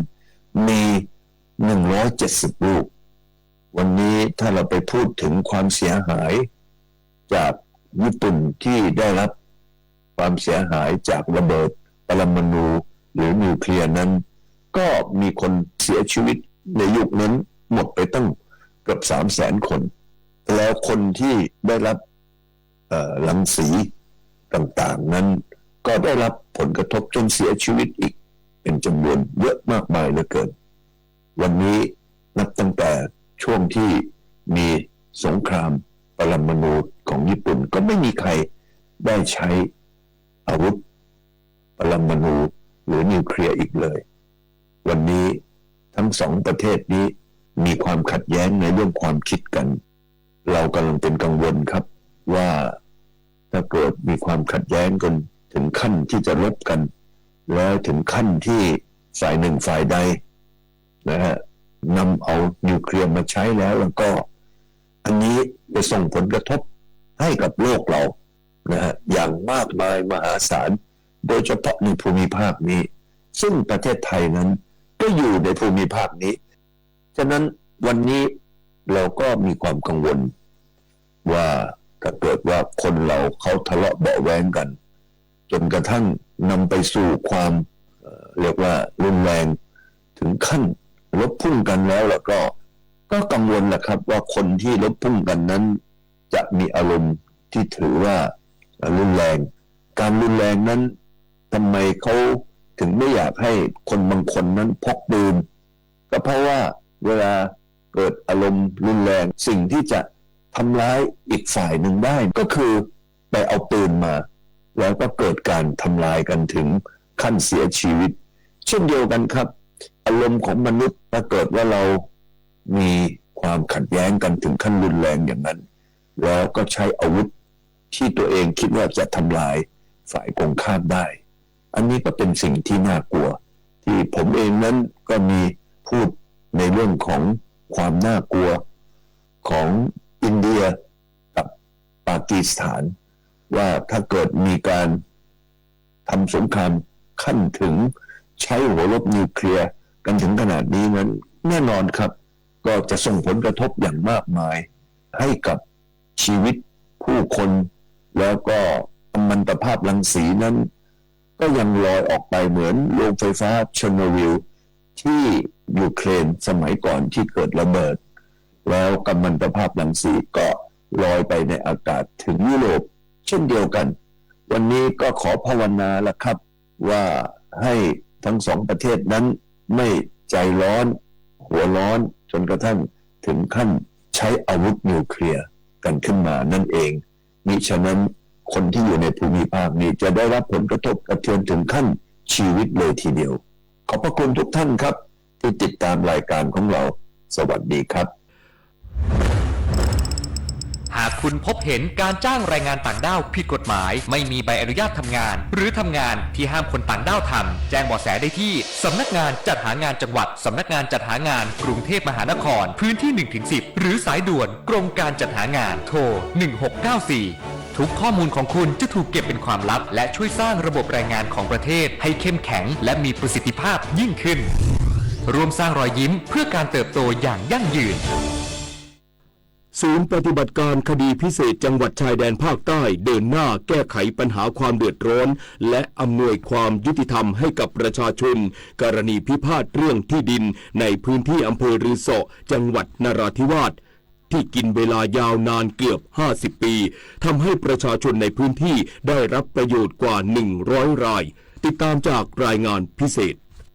จากกรณีพิพาทเรื่องสิทธิการครอบครองที่ดินในพื้นที่บ้านบียิตำบลเรียงอำเภอรือเสาะจังหวัดนราธิวาสนับเป็นปัญหาที่สร้างความเดือดร้อนให้กับประชาชนมาอย่างยาวนานตั้งแต่ปี 2521 ล่าสุดทางศูนย์ปฏิบัติการคดีพิเศษจังหวัดชายแดนภาคใต้หรือที่เรียกว่า DSI จังหวัดชายแดนภาคใต้ได้เข้ามาเป็นผู้ประสานงานและตัวกลางในการดำเนินการต่างๆเพื่อแก้ไขปัญหาความเดือดร้อนและอำนวยความยุติธรรมให้กับประชาชนโดยนายเจตนาเหมบุญผู้อำนวยการศูนย์ปฏิบัติการคดีพิเศษจังหวัดชายแดนภาคใต้กรมสอบสวนคดีพิเศษให้ข้อมูลว่าประชาชนในพื้นที่ร้องกลุ่มบุคคลครอบครองเอกสารสิทธิที่ดินประเภทนส.3 โดยกลุ่มประชาชนผู้เดือดร้อนเชื่อว่าได้นำนส.3 ดังกล่าวมาจดทะเบียนเป็นชื่อของตนเองซึ่งมีข้อพิพาทมาอย่างยาวนานตั้งแต่ปี 2521 และได้มีการไปร้องเรียนที่สำนักงานยุติธรรมจังหวัดนราธิวาสเมื่อปี 2566 ต่อมาในปี 2517 พันตำรวจเอกทวีสอดส่องรัฐมนตรีว่าการกระทรวงยุติธรรมซึ่งกำกับดูแลกรมสอบสวนคดีพิเศษขณะนั้นได้มอบหมายให้ DSI ดำเนินการเพื่ออำนวยความยุติธรรมให้ประชาชนและอธิบดีกรมสอบสวนคดีพิเศษได้สั่งการให้ DSI จังหวัดชายแดนภาคใต้เป็นตัวกลางในการประสานงานเพื่อจัดทำบันทึกให้ความยินยอมยกสิทธิการครอบครองที่ดินให้แก่ทางราชการดำเนินการและเมื่อวันที่ 22 พฤษภาคม 2518 DSI จังหวัดชายแดนภาคใต้ได้นำประชาชนผู้เดือดร้อนมาจดทะเบียนสิทธิและนิติกรรมในที่ดินดังกล่าวที่สำนักงานที่ดินจังหวัดนราธิวาสสาขารือเสาะโดยจดทะเบียนใส่ชื่อของแต่ละคนลงในหนังสือรับรองการทำประโยชน์หรือนส.3 กจำนวน126 รายเป็นที่เรียบร้อยแล้วซึ่งล่าสุดเนี่ยก็เลยมีทางDSIจังหวัดชายแดนภาคใต้เนี่ยก็เลยมีการนำประชาชนไปจดทะเบียนแล้วก็ใส่ชื่อไว้ในน.3 กเป็นที่เรียบร้อยแล้วนะครับก็หลังจากนี้ก็ประชาชนผู้รับความเดือดร้อนนะครับก็ทั้งหมดก็จะมอบหน้าให้กับอิหมัมซึ่งเป็นผู้นำศาสนาประจำมัสยิดบ้านบีจีเนี่ยครับเป็นผู้ยื่นคำร้องเพื่อขอไปทำการรังวัดและสอบสวนสิทธิ์เพื่อออกโฉนดให้กับประชาชนต่อไปครับซึ่งในเรื่องนี้เราก็คาดว่าจะออกโฉนดที่ดินเนี่ยให้กับประชาชนได้ประมาณปลายเดือนกรกฎาคม 2568 นี้นะครับนายเจตนาเหมบุญกล่าวเพิ่มเติมว่าการดำเนินการของ DSI จังหวัดชายแดนภาคใต้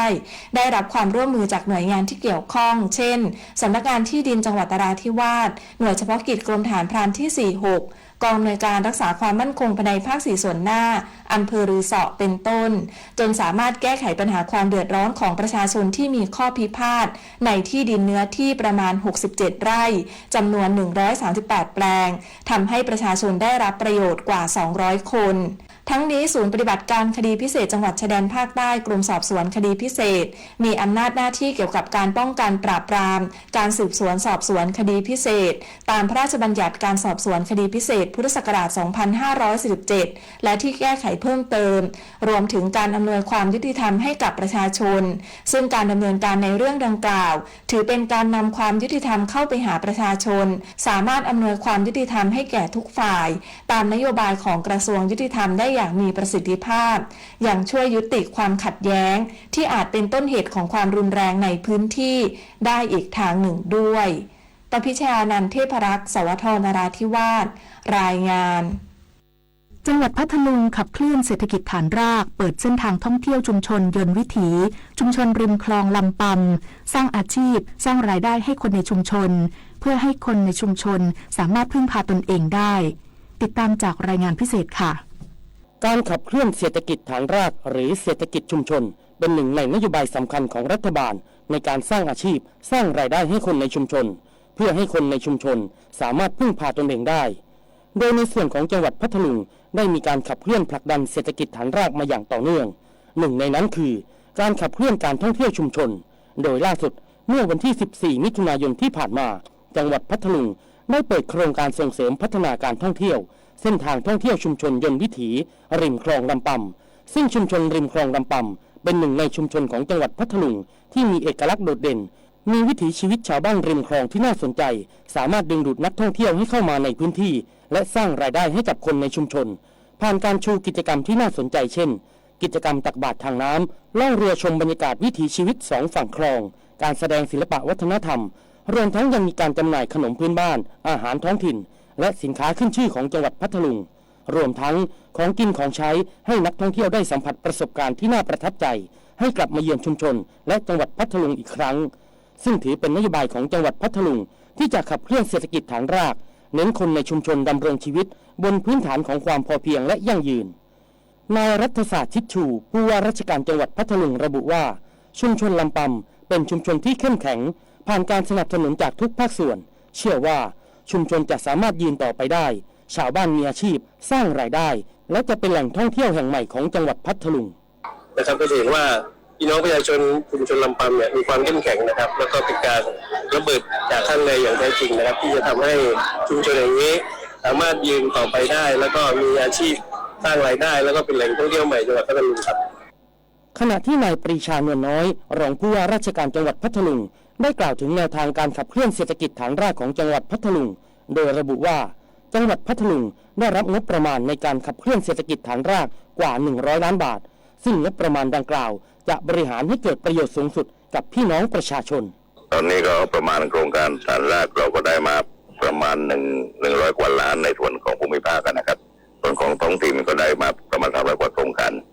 ซึ่งเป็นโครงการที่ส่งเสริมเรื่องการพัฒนาเรื่องโครงสร้างพื้นฐานเพื่อความ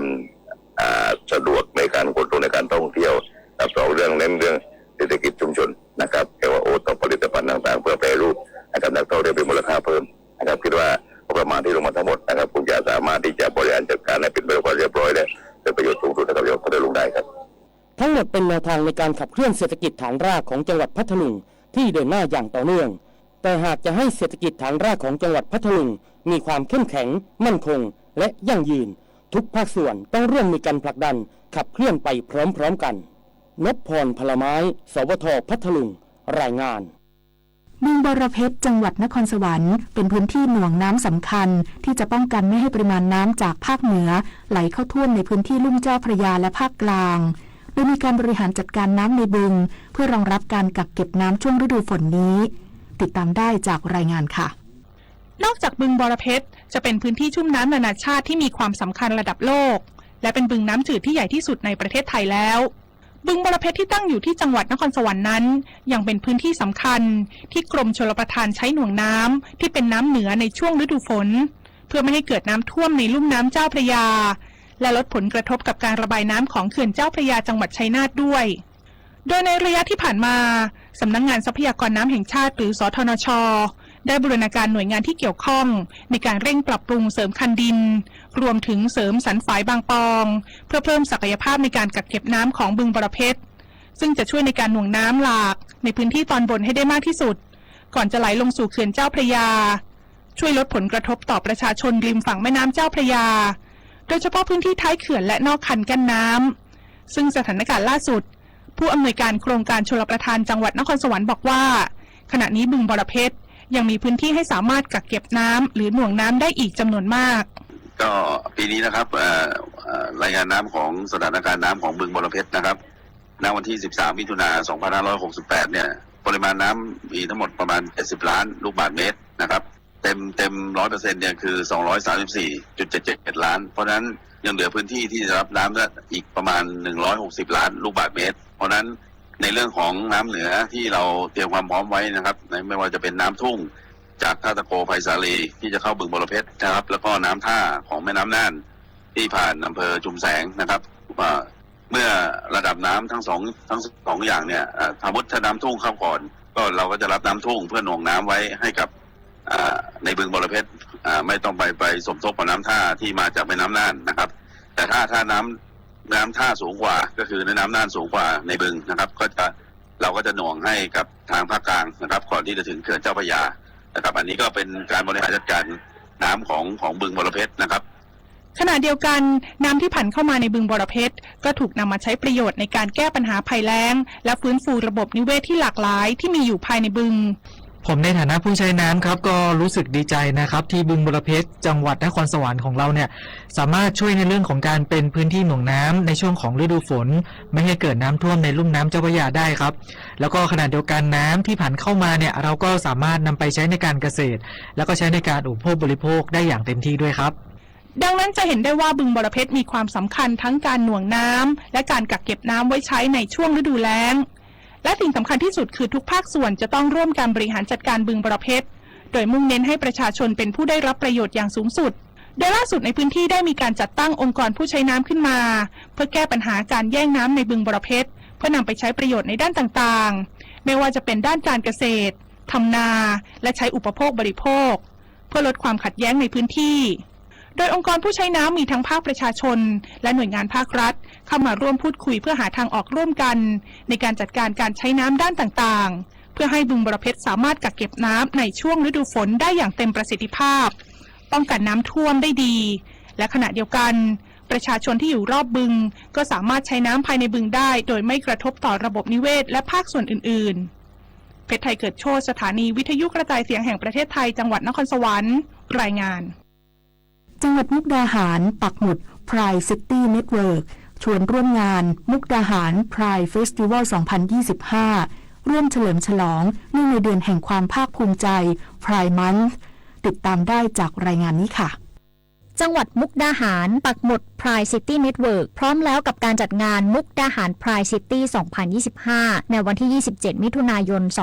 2568 พร้อมเชิญชวนร่วมเฉลิมฉลองเนื่องในเดือนแห่งความภาคภูมิใจ Pride Month ส่งเสริมความเท่าเทียมทางเพศผ่านการจัดกิจกรรมรณรงค์สร้างการรับรู้และความเข้าใจความเสมอภาคระหว่างเพศนายวรยานบุญราชผู้ว่าราชการจังหวัดมุกดาหารเปิดเผยว่าเมื่อวันที่ 1 มิถุนายนที่ผ่านมาคุณศิรินทร์อาจวิชัยผู้จัดโครงการมุกดาหาร Pride Festival 2025 ได้ร่วมพิธีรับมอบธงตราสัญลักษณ์ Pride ประจำจังหวัดกับนายกรัฐมนตรีแพทองธารชินวัตรและร่วมเดินขบวน Pride Parade ในงานบางกอก Pride Parade 2025 เพื่อเป็นหมุดหมายการจัดเทศกาล Pride ในระดับจังหวัดต่อไปเป็นงานระดับโลกแล้วก็สิ่งสำคัญก็คือว่าจังหวัดมุกดาหารของเราเนี่ยถือว่าเป็นจังหวัดต้นๆเลยนะครับที่ให้ความสำคัญกับกิจกรรมตรงนี้แล้วก็มีการจัดกิจกรรมที่โดดเด่นเมื่อเทียบกับในประเทศไทยแล้วเนี่ยเราถือว่าให้ความสำคัญกับเรื่องนี้ซึ่งผมคิดว่าอันนี้ก็คือสิ่งหนึ่งที่แสดงออกมาในภาพรวมนะครับว่าเราเข้าใจแล้วก็รับรู้ได้ถึงความทันสมัยในความคิดนะครับการอยู่ร่วมกันของคนต่างๆกลุ่มต่างๆในโลกใบนี้นะครับแล้วก็มีความเข้าใจแล้วก็ให้เกียรติกันและกันนะครับไม่เลือกชนชั้นวรรณะเพศผิวพรรณต่างๆเป็นกิจกรรมที่แสดงออกนะครับเป็นกิจกรรมในเชิงสัญลักษณ์แสดงออกถึงความเท่าเทียมกันทางเพศด้านผู้จัดคุณศิรินทร์อาจวิชัยบอกว่าปีที่แล้วได้ร่วมกันผลักดันกฎหมายสมรสเท่าเทียมจนสำเร็จปีนี้จะเป็นการเฉลิมฉลองโดยยังคงได้รับการสนับสนุนจากทุกภาคส่วนทั้งภาครัฐเอกชนและประชาชนเป็นอย่างดีในปีนี้ช่วงเช้าจะมีกิจกรรมเสวนาหัวข้อทิศทางของความเสมอภาคระหว่างเพศในจังหวัดมุกดาหารขับเคลื่อนอะไรบ้างใน1ปีที่ผ่านมาเพื่อให้เกิดร่างบันทึกความร่วมมือ MOU ว่าด้วยการส่งเสริมความเสมอภาคทางเพศและความเท่าเทียมระหว่างเพศณห้องประชุมแก้วกินรีโรงเรียนมุกดาหารและกิจกรรมไฮไลท์ห้ามพลาดคือการเดินรณรงค์สร้างการรับรู้และความเข้าใจความเสมอภาคระหว่างเพศและร่วมเฉลิมฉลองในเดือน Pride Month มุกดาหาร Pride Festival 2025 ตั้งขบวนณบริเวณด้านหน้าหอประชุม250ปีจังหวัดมุกดาหารไปยังตลาดนัดแหกหมานริมแม่น้ำโขงเวลา 15 นาฬิกาเป็นต้นไปขอเชิญชวนนะคะพี่น้องชาวจังหวัดมุกดาหารแล้วก็จังหวัดใกล้เคียงนะคะสามารถเตรียมตัวได้เลยนะคะวันนี้เราปักหมุดนะคะเป็นหมุดหมายของ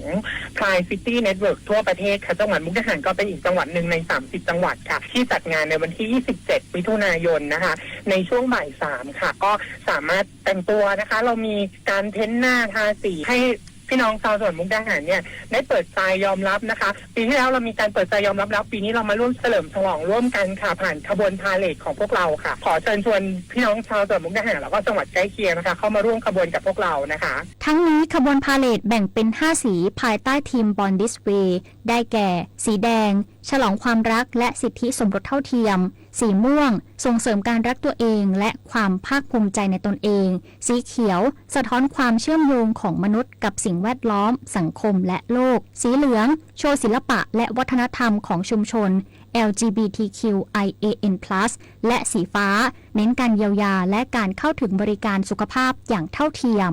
ชยาพรภูงามเงินสวทมุกดาหารรายงานจังหวัดเลยเชิญชวนร่วมงานประเพณีบุญหลวงและการละเล่นผีตาโขนประจำปี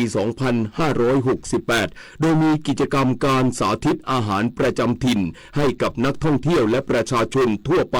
ได้ชิมลิ้มรสชาติอาหารพื้นบ้านและเลือกซื้อสินค้าของฝากของที่ระลึกผลิตภัณฑ์ท้องถิ่นติดตามจากรายงานพิเศษครับอำเภอด่านซ้ายจังหวัดเลยขอเชิญร่วมงานประเพณีบุญหลวงและการละเล่นผีตาโขนประจำปี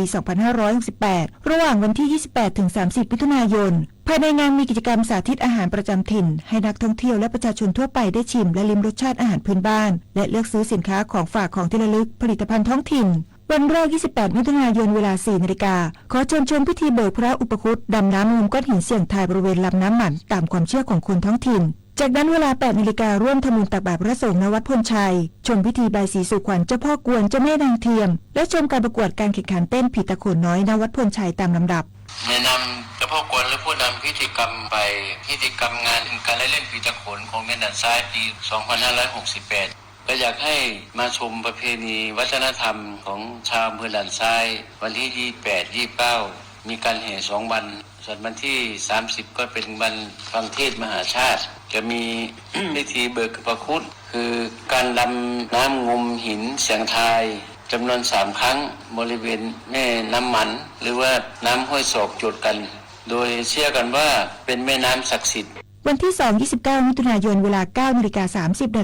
ชมพิธีเปิดงานชมการแสดงผีตาโขนเปิดเมืองชมขบวนแห่พระเวสสันดรชมขบวนแห่เจ้าพ่อกวนเจ้าแม่นางเทียมและชมขบวนแห่ผีตาโขนกว่า 1,000 ตัวเวลา 15 นาฬิกาชมพิธีบายสีสู่ขวัญพระเวทและอัญเชิญเข้าเมืองพิธีจุดบั้งไฟขอฝนและพิธีทิ้งหน้ากากผีตาโขนลงแม่น้ำหมันตามความเชื่อผมธนายุทธ ใดแก้วครับในอำเภอด่านซ้ายจังหวัดเลยขอต้อนรับเข้าสู่ดินแดนแห่งสัจจะและไมตรีครับซึ่งเป็นจังหวัดและก็อำเภอที่มีขนบธรรมเนียมจารีตประเพณีที่สืบทอดต่อกันมายาวนานโดยเฉพาะอย่างยิ่งในส่วนของการจัดงานบุญหลวงแล้วก็รายการเล่นผีตาโขนซึ่งไฮไลท์ของงานเนี่ยก็จะมีพิธีเปิดนะครับแล้วก็รวมพลผีตาโขนทุกกลุ่มซึ่งเป็นสีสันแล้วก็เป็นอัตลักษณ์เป็นสิ่งที่ครอบครัวด่านซ้ายได้สืบทอดกันมาอย่างยาวนานก็เลยอยากฝากเชิญชวนนะครับพี่น้องประชาชนมาดูอัตลักษณ์การแสดงที่บ่งบอกถึงสิ่งที่เรียกว่า Amazing ซึ่งมีแห่งเดียวคือด่านซ้ายจังหวัดเลย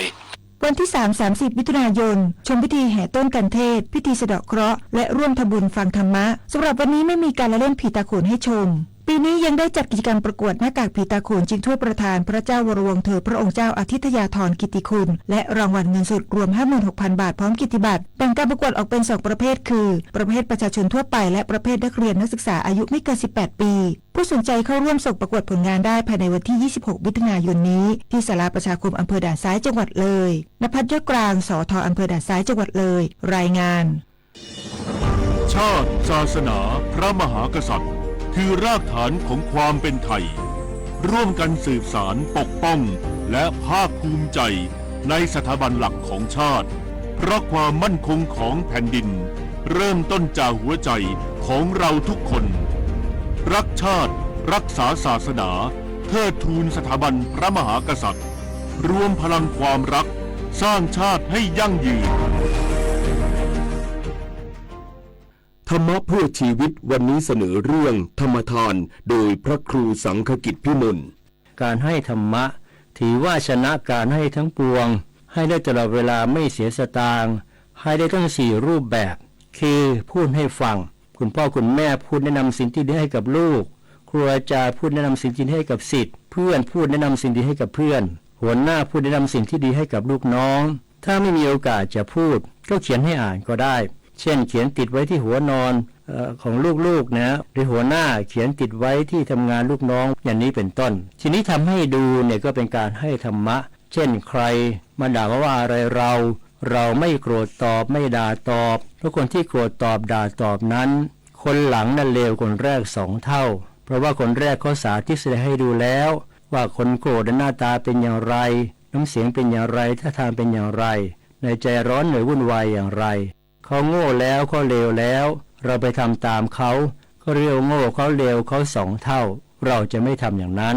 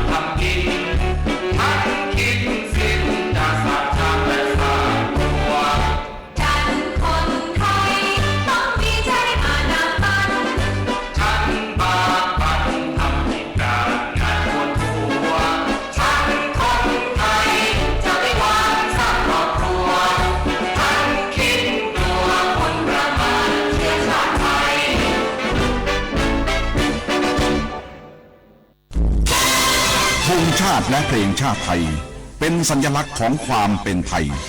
เราจงร่วมใจยืนตรงเคารพธงชาติด้วยความภาคภูมิใจในเอกราชและความเสียสละของบรรพบุรุษไทย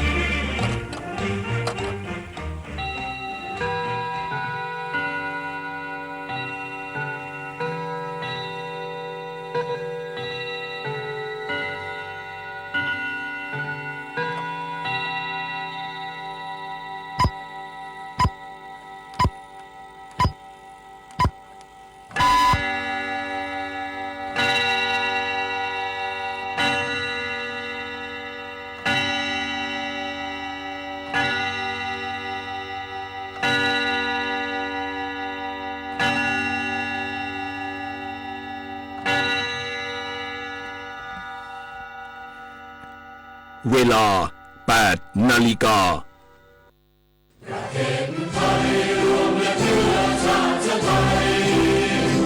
็นประชารัฐ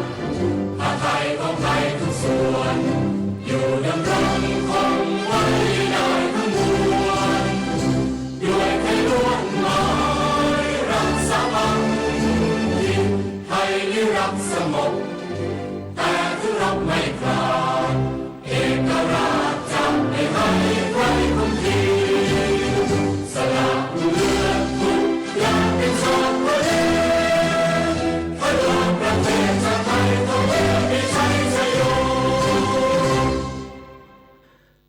สามัคคีกันไว้ประเทศไทยจะเข้มแข็งมั่นคง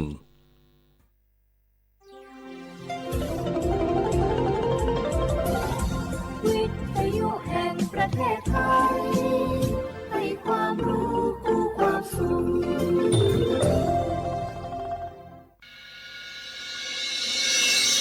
สถานีวิทยุกระจายเสียงแห่งประเทศไทยจังหวัดเชียงใหม่ AM 1476 กิโลเฮิรตซ์สถานีวิทยุภาคภาษาชาติพันธุ์แห่งเดียวในประเทศไทยที่มีความทันสมัยเชื่อถือได้สร้างอัตลักษณ์กลุ่มชาติพันธุ์สู่สากลนากอลาซากาเลลังเอเจฮูชอบาพิวชาบาวอคอยบาทอนซุมเมออเกรามคานากอลาซากาเลลังเอเจฮูชอบาพิวซาอควายาเมเอโคนากอลาซากาเนบิมโดลานากอมายาเปียนากอนาเอกาซาเตโบซาเอกาชอบาลูอามูฮเดเนนีโคลาเฮกากอยาดาดาเมเฮกาดาดาญาเมหน่วยบริการในระบบหลักประกันสุขภาพแห่งชาติสำนักงานสาธารณสุขจังหวัดสำนักงานหลักประกันสุขภาพแห่งชาติเขต1 ถึง 13ศูนย์คุ้มครองสิทธิบัตรทองตามมาตรา50วงเล็บ5สายด่วน1330กด0ตลอด24ชั่วโมงสปสชเขต1เชียงใหม่นากายำยองาซุ้มยี่เยงาซุ้มงโยกานาลูกาตุเมเดฮัลโหลสวัสดีครับพี่น้องอายุอันนี้เดือขยาวโฆษณาไกกะกอสถานีวิทยุกระจายเสียงแห่งประเทศไทยจังหวัดเชียงใหม่พอปานเนบีเคฮอมอนาแอออนหลีญาเมเจสถานีวิทยุกระจายเสียงแห่งประเทศไทยเฮนาอย่าซินกอนบีดูอย่าล้อนแต่ช่องหางละหาเชลกะปอจักกันเนดูพ่ออีสอนีกามาลาวเนกามองขากากาอีกุญาอายุเนียวโฆษณาบีเกหมอญาแลนึมาอ้อนนานากาไงเหลียวเนไงชนยังอายุเนียวนากาสัมโบนาขอนี่จำยองาซุงนี่สีโกจำยอโกเย่และงาเดใจที่โบนาขอนี่จำยอเวนี่นี่โกเย่งาสีเวและงายีเนียวมาเจอเกญา我是shine Cha cha cha menu menu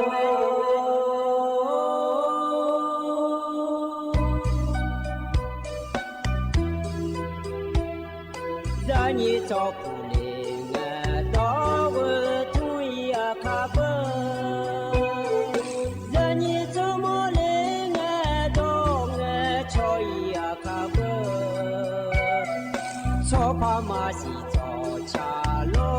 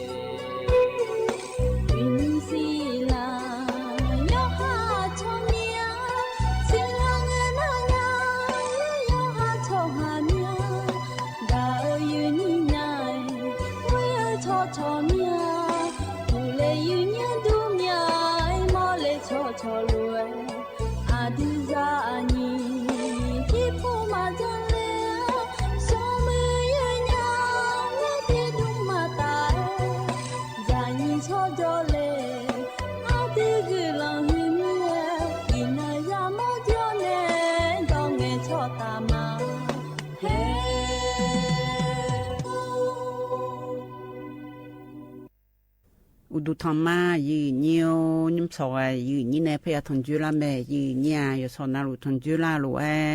อายำนาลีทีลากาดูนาลีเย่หลังแน่เวหลังกันนี่ธนจุลาแน่ก็กดที่เดียจื้อพยาจากาในละแม่ยืนเนี่ย นิมซอยยืนนี่ในทนจุลาอเดือเขาอันนองหน้าทองลาที่น้องเกลางาอินาบาลาอาศีนาขอนี้กองลาและคู่สีอาโหนาขอนี้แท้ที่โหมิชเมออันนองนาขอนี้ย้อนน้องเงินน้องเกลางายืนเนี่ยว่าอาทิเงินน้องว่าที่ชิงาเงินน้องบาลาสีโกเสียงสิเลกาคนนี้พังยาตาโกเชเยโหอายามที่น้องสาที่น้อยเบลาจีก็อยู่ดื้อมาควายยืนเนี่ยบลาสีโกเสียงชิงงานน้ำยองลาจนน้องเกลางาลออินน้องดูนาลออยู่ว่านาลูจะซาดูโจดูลอจนน้องเงินน้องนายคอยโจเมียอยู่เมียกันละหาเชเบอยืนี่ที่เดือนนาจะซามาโดนี่จงอะไรและลอยืนี่เธอมีแน่อินน้องดูนาคนนี้กุลองใช้ดูใช้มาใช้เดินหน้าคนนี้เชวยูจังจ้าอยู่หายาอยู่หายไปมันเนี่ยขอโจดูลอยืนี่สัวจีจังโจคนนี้แต่ก็รู้โจดามาหล่อนนาลิทิลากาตูอยู่โจนาลูโจน้องเงินน้องทนจุลานาคนนี้ที่จีอาจือบินนาหามเปียดามายีเนี่ยนิมสอตูนาเดยีเนี่ยเดทกางานดานเนดอทั่วหุจีนากอหุจีนากอนากาดอทั่วนาหามอนยาแลสังเลอาแต่เธอมีเนบินนาหามาเดสัวคือข้าผู้หลานดองในยุทธามอนาคนนี้ยุทธาเดยืนเยอะเดยุมสองอาดานเนอดอทั่วกับพอนเนอเฮนาคนนี้เธอสีโทเชียวโลงาซาจังกาโทคาโลชายูใครกาโทจ่าโลเนยาโลเจและโคฮโลนามาโนโลและเหมียจีบินาหามาเดยืนเยอะเดนาก็ในนาคนนี้อาศัยแง่รออาศัยแง่เธออาโหก็แอจือและบินาหาเนี่ยก็ในนาคนนี้อาบออาจารย์เนี่ยเธออันนี้เชกาและบินาหาดามาอยู่อาบุเนี่ยสังเลยอาแต่เธอกานักกาปปาลอยันนาปปาโจลอยืนเหี่ยวเธอมีแน่อยู่เบียวและโจดามาที่จือจักันแน่ลอยยุมาดองเป็นไงนายาเดินในชาทิตีตะกอลุนหาเบียวดามายืนเนี่ยอันนี้อาคาเล็กขอมาในชาลออาคาดักขอและชาเธอตีตะกอลุนหาเบียวดามายืนเหี่ยว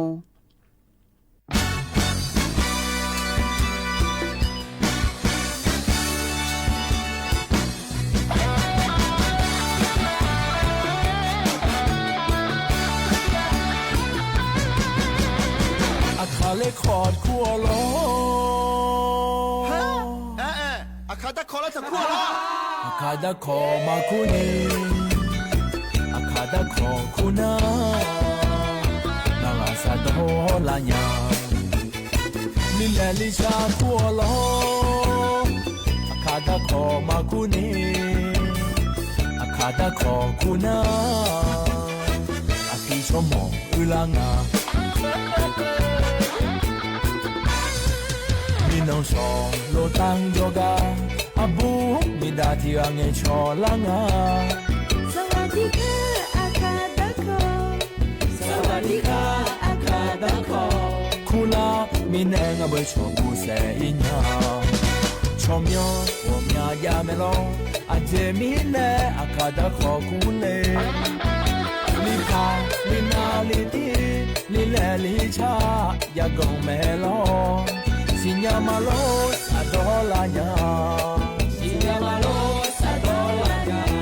Abumida akada kokumi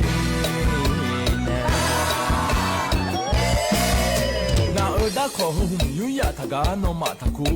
Api api miye ada ama binela myo Da kole makunwa Da kole makunwa akada kotaku Da koyo hu yo mo yo za yo tino mane mata Na oda koyo mo Na oda koyo nyu akada kotaku akada kotaku akada kotaku taku taku taku taku taku taku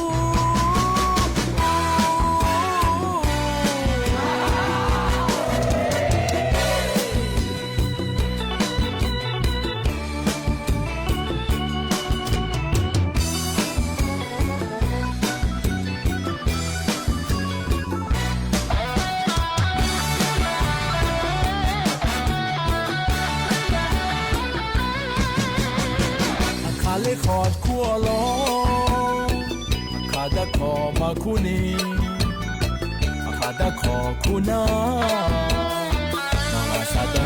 ลาญาลิเลลิชาขั้วล้อ ดาขอคุณนา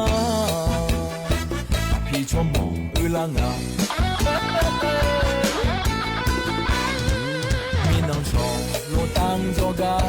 อาบูมีดาที่รังเอชอลังอาสวัสดีค่ะอาคาดาโคสวัสดีค่ะอาคาดาโคคูลามีแนงเอาไปชอบูเซอินยาชอมยองโอมีหายาเมลองอาเจมีเนอาคาดาโคคูเลลิพาลินาลิตีลิเลลิชาอยากกงเมลอสิญามาโลสะดอลาญาสิญามาโลสะดอลาญาอาบูมิดาอาคาดาของคุมินาดาของยูยาทากาโนมาทาคูอาพีอาเพมีเยอาดาอามาบินลามิโอดาขอและมาคุ้มหัวดาขอและมาคุ้มหัวอาคาดาขอตะคูดาขอโยหูโยมโยซาโยตีโนมาเนมาตานาดาขอโยมเฮนาดาขอโยยูเฮอาคาดาขอตะคูอาคาดาขอตะคูอาคาดาขอตะคูตะคูตะคูตะคูตะคูตะคูตะคู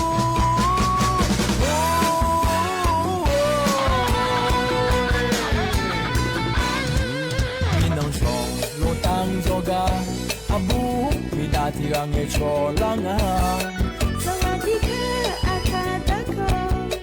สวัสดีค่ะอาคาดาโคคูลามีแนงเอาไปชอบูเซอินยาชอมยองโอมีหายาเมลองอาเจมีเนอาคาดาโคคูเลลิพาลินาลิตีลิเลลิชาอยากกงเมลอสิญามาโลสะดอลาญาสิญามาโลสะดอลาญาอาบูมิดาอาคาดาของคุมิ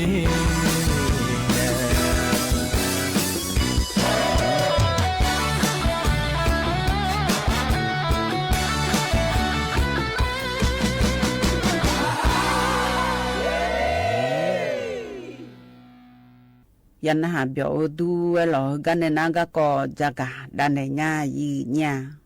เฮก็ว่าดูนาล้อยีเหนียวความดันเปียเดอล้อยีเหนียวอะเดออีสนี่ตาจานาความดันเปียดาราเดและ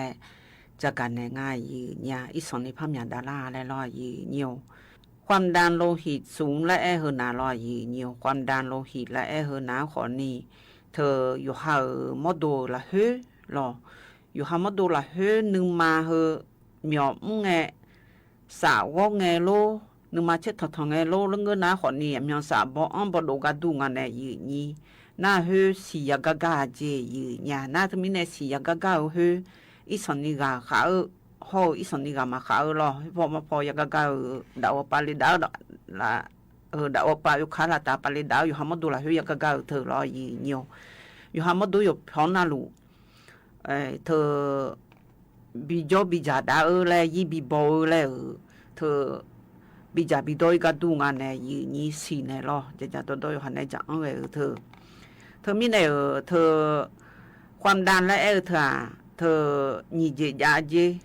ความดันโยกุกุดาราห่อความดันโยออกและเธอหนารอยีเนียวความดันโยโกเธอหนาเจยีเนี่ยโยหานึงมาอาชอนึงมาเฮอาชาปปาผงอาชาปปาในดาวปายาเฮนาขอนี่ร้อยยีเนียวเธอนึงมาห่อเธอนึงมาสาวเชิดถองผู้หลาเธอร้อยยีเนียวแวเธอก็เกลือจีแต่สมบูรณ์คือเล่ไงร้อยยีเนียวความดันเธอก็คือโดนยาและเฮนาร้อยยีเนียวเธอที่ยาอุเชเนอุเชแล้วตัวงาแทชอบปลอดแล้วคงอาถึงก็อยู่หังบิมิวในหลังขอมือถึงก็หลังแล้วกระตอนเนี่ยเชี่ยวเธอขอมือร้อยยีเนียวเธออาชอบสมบูรณ์อ่อนถ่ายเธอที่ยาอุเชห่ออุเชและร้อยยีเนียวเธอความดันโลหิตตัวบนและเธอหนาร้อยยีเนียวเฮอหนาคนนี้อยู่หามดูละเฮสียากก้าพอจะกันในง่ายยีเนี่ยขณะเธอความดันโลหิตสูงและเธอหนาลอยอยู่ความดันสูงอ่ะเจและแม่เนี่ยอยู่หามดวงและนี่เจในอีอาเจอยู่ยามีที่ปานินาลอเธ เธอนี่เจทีเจเล่และเงินนาขอนี่อยู่หามาดาเพียบ่เปียวนาลอชกกมาพันและคุงายีเนี่ยความดาเปียวเดออยู่หายุดงหลายเฮ้ยความดาเปียวนาแวเธออยู่หายุดงหลายเฮ้ยความดาเปียวนาลออยู่หาไหนอยู่หามาดาโลและเปียวนาขอนี่อามาดาเฮ้ยว่าอย่างไงความดาเปียวเธอยอมหยาเจยีเนี่ยลอขณะนี่ตีเล่และเงินนาขอนี่เธออยู่หันในอีอาจีอยู่หันมาดูในรอความดันเปียเธอหนารออยู่หันมาดูนักก็ที่เจเล่และเงินนาขอนี่มาดูอยู่ช่วยสอนช่วยนี่เจเล่และเงินนามาดูบาหวานเธอเปียสุ่มเจเล่และเงินนาขอนี่จะโดอันเดอตาจ่าจีบาโดมอลีโดพ่อนู่นสาวเจยีเนี่ยแล้วตัวรู้งาแท้ความดันอีสอนนี่สูงนารออีสอนนี่กูละงายนารอไอ้คนนี้เธอก็โชว์ความดันโลหิตระดับอ่อนและงาแถชันนี่ไงเธอหนาลอโยกูก็มากูโยออกก็มาออกมาเมียและมาจื้อแล้วไงเธอหนาลอยีเนียวเฮอหนาคนนี้ไงความดันอีสอนนี่มาเปียเธอหนาลอยีเนียวเธอความดันอีสอนนี่มาเปียเธอหนาแล้วตัวรู้งาแถเธอตัวรู้จะโตอยู่จีมันน่าเองไงโยชูขออีสอนชูบาหวานขอเปียวจะดอเดือตาขอจะจีบาดอยาหอดอยู่หันนึงมาอีสอนนี่หนูชานาและงาแต่ความดันผู้หลามาเปียวเดือร้อยสอนนี่มาเปียวเดือน้าขอนี่เธออยู่หันมดดูเฮมดดูละเฮร้อยยี่โยอัชอวัยวะและงะชัดช่องผู้หลาสับปอผู้หลาในอยู่จีน่าลูมีมือมามือนี่ที่ย่อจื้อมามือนี่ก็ขายาเจเราก็ขายในก็ในน้าขอนี่อยู่จีอยู่นักก็อันละหยาจีหยาอยู่จีอยู่นักก็ถึงก็อันละและเฮน้าขอนี่อยู่หานึงมาเมียวมานี่เปียอยู่ในนึงมาเช็ดทำผู้หลามาทำนี่อยู่ข้างก็ขอสิข้างเจเล่มเสียกันไม่แน่ยีนี่อันนั้นก็ในน้าขอนี่อยู่หามดดูร้อยยีนี่อยู่หามดดูเธอเมียวลงมาดูนี่ก็จีจ้องขอนี่อยู่ลงมาเปียนี่เธอคือสิอะไรคือสิละสิผู้หลาขอนี่สิญาเจเดยีโยเดจีบาผู้หลาอีสองดอยาหอผู้หลาอีสองดอนึงมาอีสองนุชานาแล้วตัวรู้งายีเนี่ยเธอไม่ได้เฮก็ดูนะรอยีโยยียังจะกันในเฮนะโยหามดดูความดันผู้หลามายันนุชาพายห้องสุงอันเนี่ยเนี่ยนักก็เฮมายันนุชาพายเฮนะขอนี่รออายุชั้นไทยดาวแล้วเงินนะขอนี่จะโตเธอชันนี่จะเจอยู่หามดูอีสอนยกเขาทำบิคอนเจยีเนี่ยนี่เจเล่เงินนะขอนี่อันเดออีสอนนี่ตาถ้าจะเจความดันโลหิตเปียลาเจอยู่หาเธออุมาละเฮสิเพียผู้หลานในสัจชงผู้หลานในหมอกมือยมหยามดาบัดาบ้านในอยู่หามดงเดลาเจยีเนี่ยแล้วตัวรู้งาเถอะเธอน่าสุ่มตีกับดูเล่เงินนะขอนี่นึกมาทันอยู่ซาเจยาหอทัดดอเจจีบาทัดดอเจตีกับดูเล่เงินนะออกกำลังกายแล้วก็เจชันนี้แล้วตัวรู้งาแท้งาตีกับดูเล่แล้วเงินนะลอยยีเหนียวความดันโลหิตเปียกจะกายาจ่าเดินนะขอนี่โยโจนาลูมอในหาลัวจะดาเจมาเงี้ยนี่ลอยยีเหนียวโกตีกับดูเล่แล้วเงินนะขอนี่อยู่หาความดันเฮกูฮอลิเดย์และหมอในหาลัวโยโจนาลูโกยเจแล้วตัวรู้งาแต่เธอมีเนี่ยเฮก้าวยุ่มจะกันละน้าขอนี่ความดาก็ก็ฮอลือดาลอยยีโยจะกันเนี่ยก็ก็ง่ายยีเนี่ยก็ก็จะกันเนี่ยก็ยันนะหากันเหลียกันในนั่นนะอย่าตื่นในเช้ารอโดเล่าเล่แล้วมึงงาสิลาดัวเล่แล้วเช้าเธอตีลอยยีโยแต่ก็ลุ้นหาเปียดามายีเนี่ย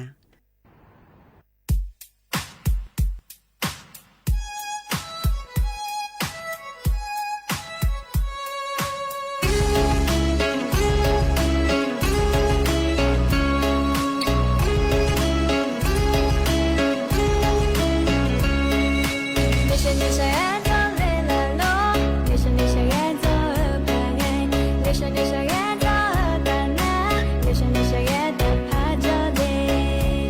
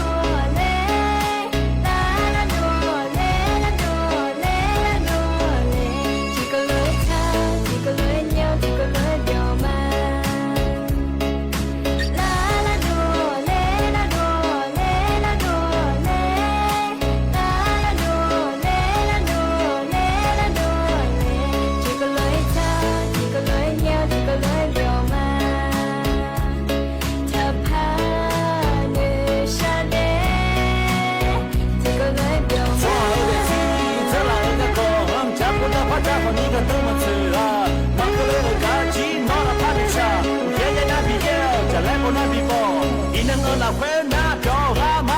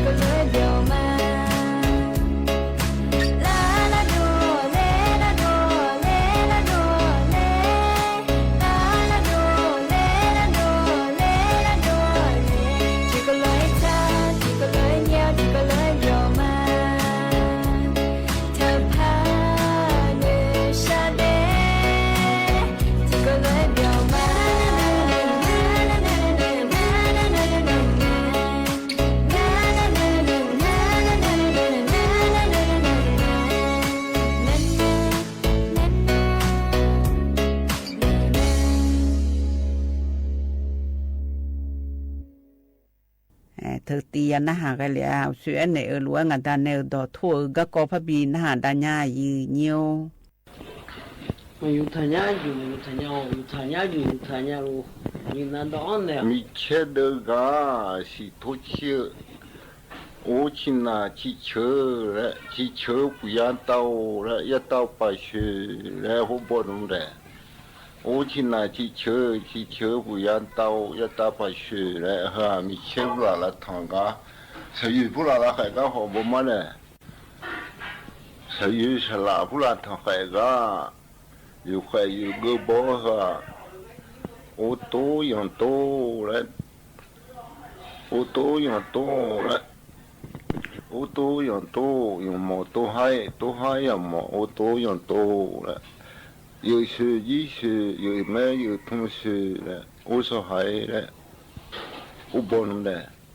后来就说我谈下没，都有么然后我多样多样么都还样么我多样多嘞，有时一时嘞，有没有同事嘞，我有什么安那个，我那话。ว่ายังไงว่าสังเกตชุดดีเลยตลอดงานตัวมือเพียบทุกมาตัวดีเลยยุ่งงานเองลงงานบ่ดานาดางานชิมยังเราเด้บ่มถือตัวเลยผู้ว่าตัวดีเลยเนี่ยบ่ดมคุณรู้อยู่ห่างสลับคุณน่ากัดเจนมาจีก็โกหกสยุสลับผู้ละทางใครก็อยู่ใครอยู่ก็บ่ฮะโอโตยังโตและโอโตยังโตและ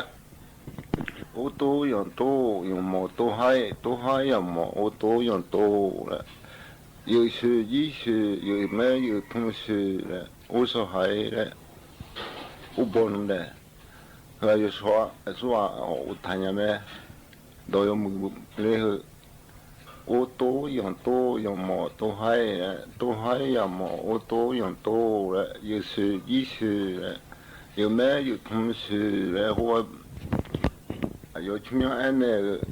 或那话ว่ายังไงว่าสังเกตชุดดีเลยตลอดงานตัวมือเพียบทุกมาตัวดีเลยยุ่งงานเองลงงานบ่ดานาดางานชิมยังเราเด้บ่มถือตัวเลยผู้ว่าตัวดีเลยเนี่ยบ่ดมคุณรู้อยู่ห่างสลับคุณน่ากัดเจนมาจีก็โกหกที่เธออยู่งานบ่ทุนเนี่ยอยู่งานทั่วโอ้ทุกลุ่มทุลมทุโลกไอ้สุดท้ายเลยงายาบีซีส่งยืมบิงไอเดีย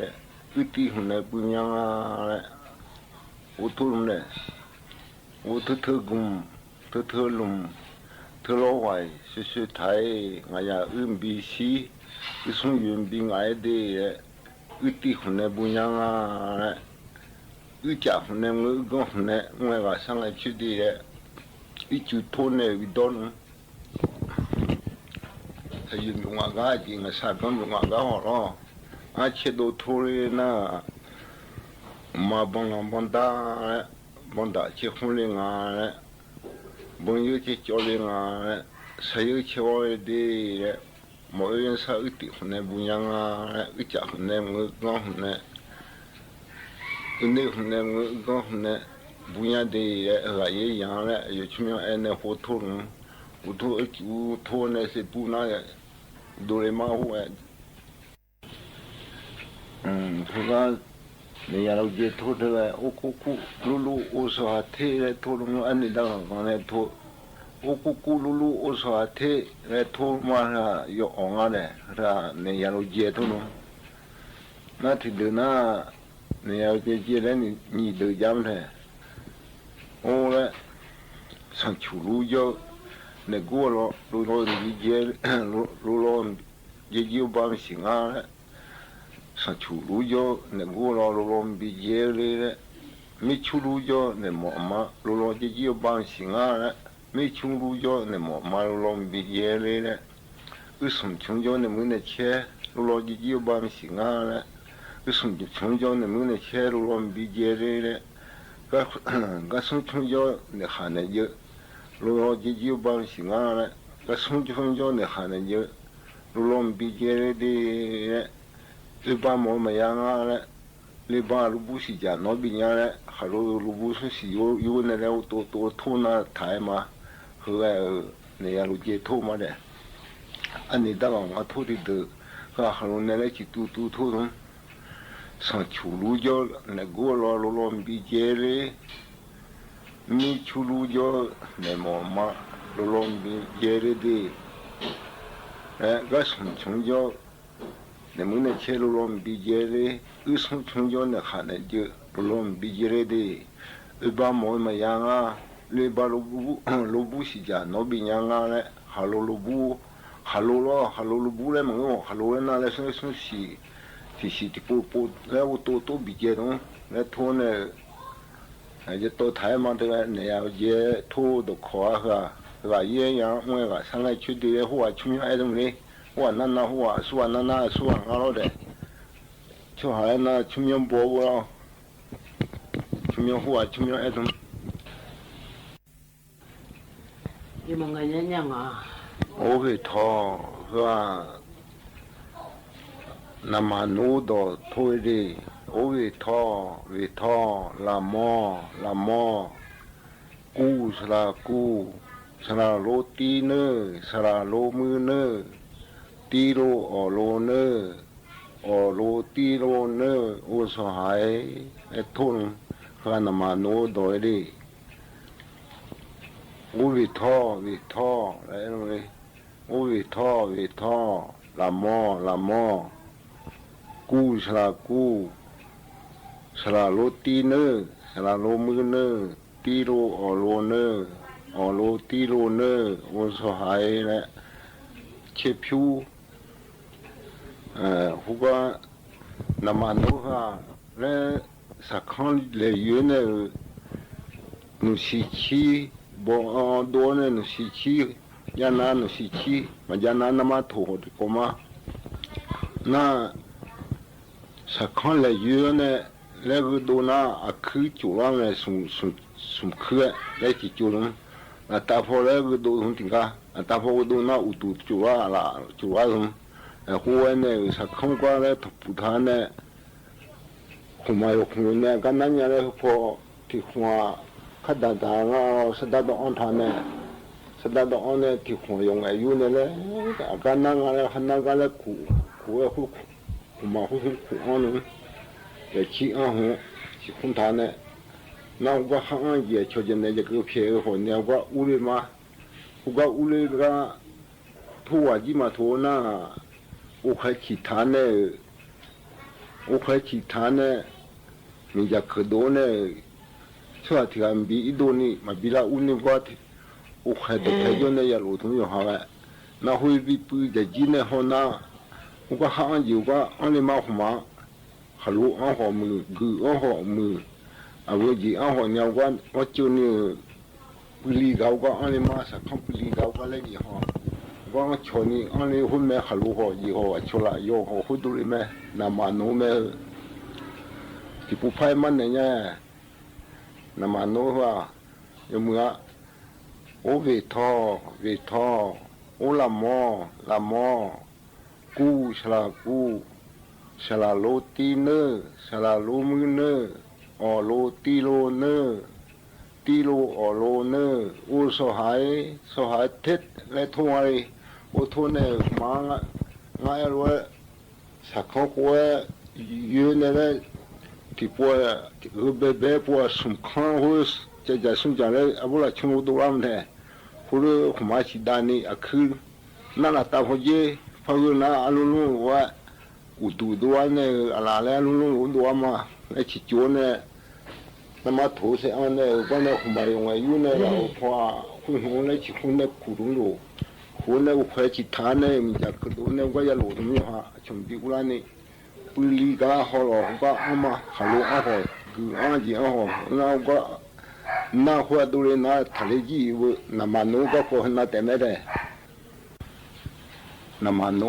อับเบดมาอันยังงาหัวอับเบโอปลอโอวิทอโอละมอกูสละโลตีเนอสละโลมือเนออโลตีโลเนอตีโลอโลเนอโอ้สหายและทุนเหือเอาไปกี่รอบน้ำมันโน้ไอ้น้ำมันโน้โอ้ปลอและโอ้วิทอและโอ้ละมอและ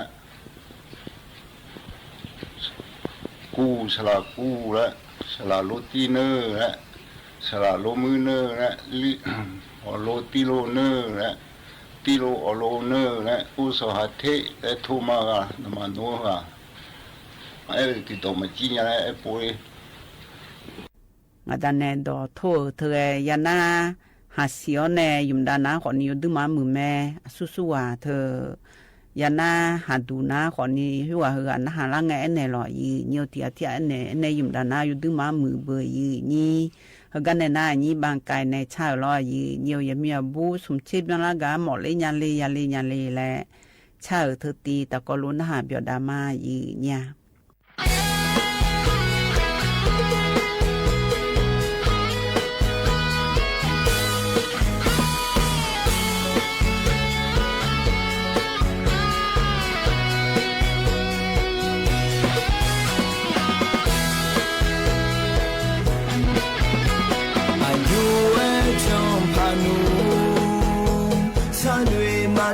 就来说，从前没这般那个一年，啊，中年马上呀，将年马苦年，天内呀莫得咖喱烧。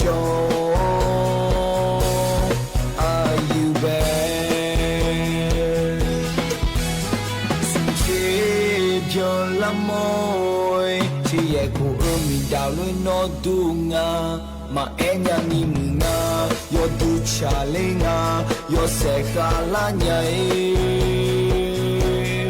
ayu chân yo mà ngơ thế mai sư gì nga mà sư nhanh nhai ti mai mừng nga sayo yo la nhai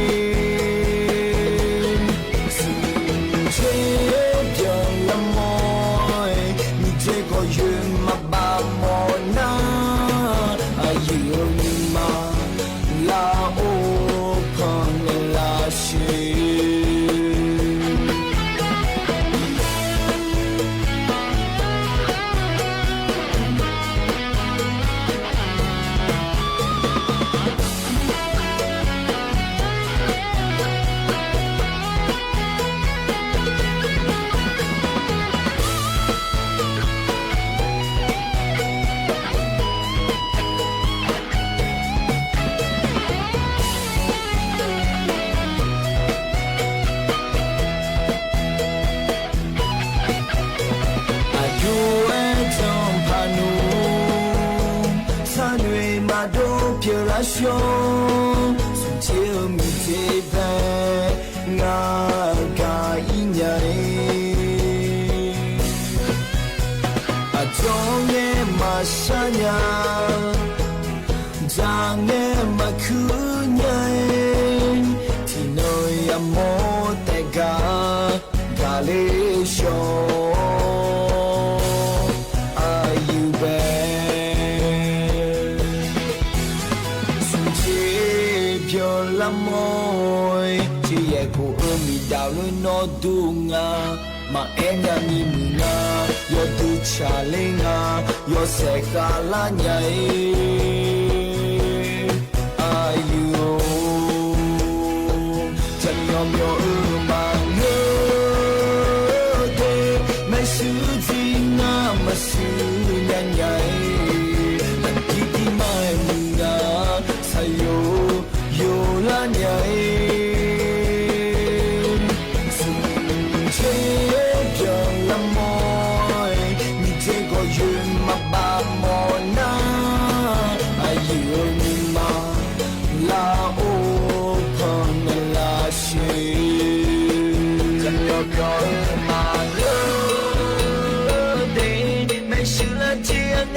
Masu nyanyai ai titi mai mungai sayo ayo la nyai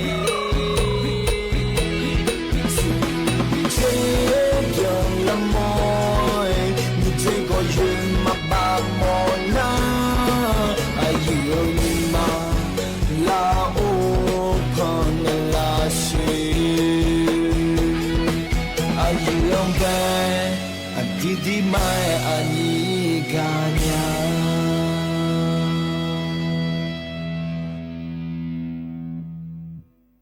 Yana ha biểu du lo gane na thơ adam benge ayam ma chi yo ne nyum khana ko ni che ka kha ayam lo chi chi ji thi de na kha ko khalu ko ya monga kha ji de kha ji du lo thơ hưng ayam ko le na che cho chong ai ho ho bo thơ mi ne ando che ne a ho ga ta ko lu na biểu da ma yi nya 你到处到太后面了，那几个朋友嘞，那多去年嘞叫我们嘞，然后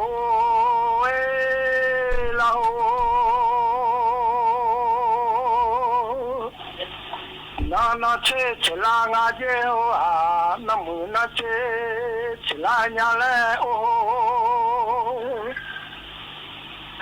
然后那这哎，那木那这啊，这卡拉马路哎，哎，那木这卡拉马路哎，哎，这卡马小呢，小阿了啊，这马小，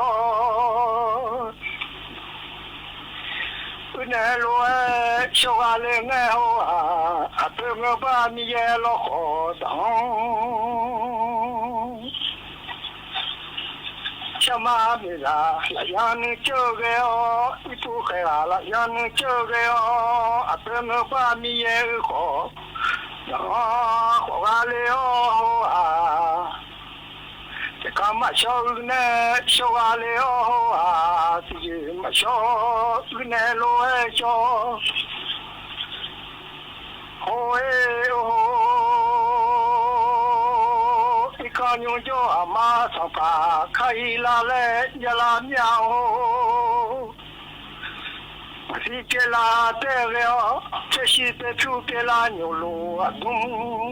我家里哦，这个是小咕噜个哦，啷个是小，咕噜个家里哦啊，拉下来开拉嘞，你拉下来都一拉嘞喵。我从拉马来下来的啊，可能会了马这个他会了，啊我马这是他白了，我了会了马这个他会了，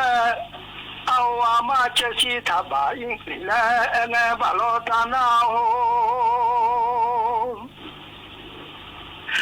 我把马车去把老大那也在堂去了，家有么苦嘛来啊，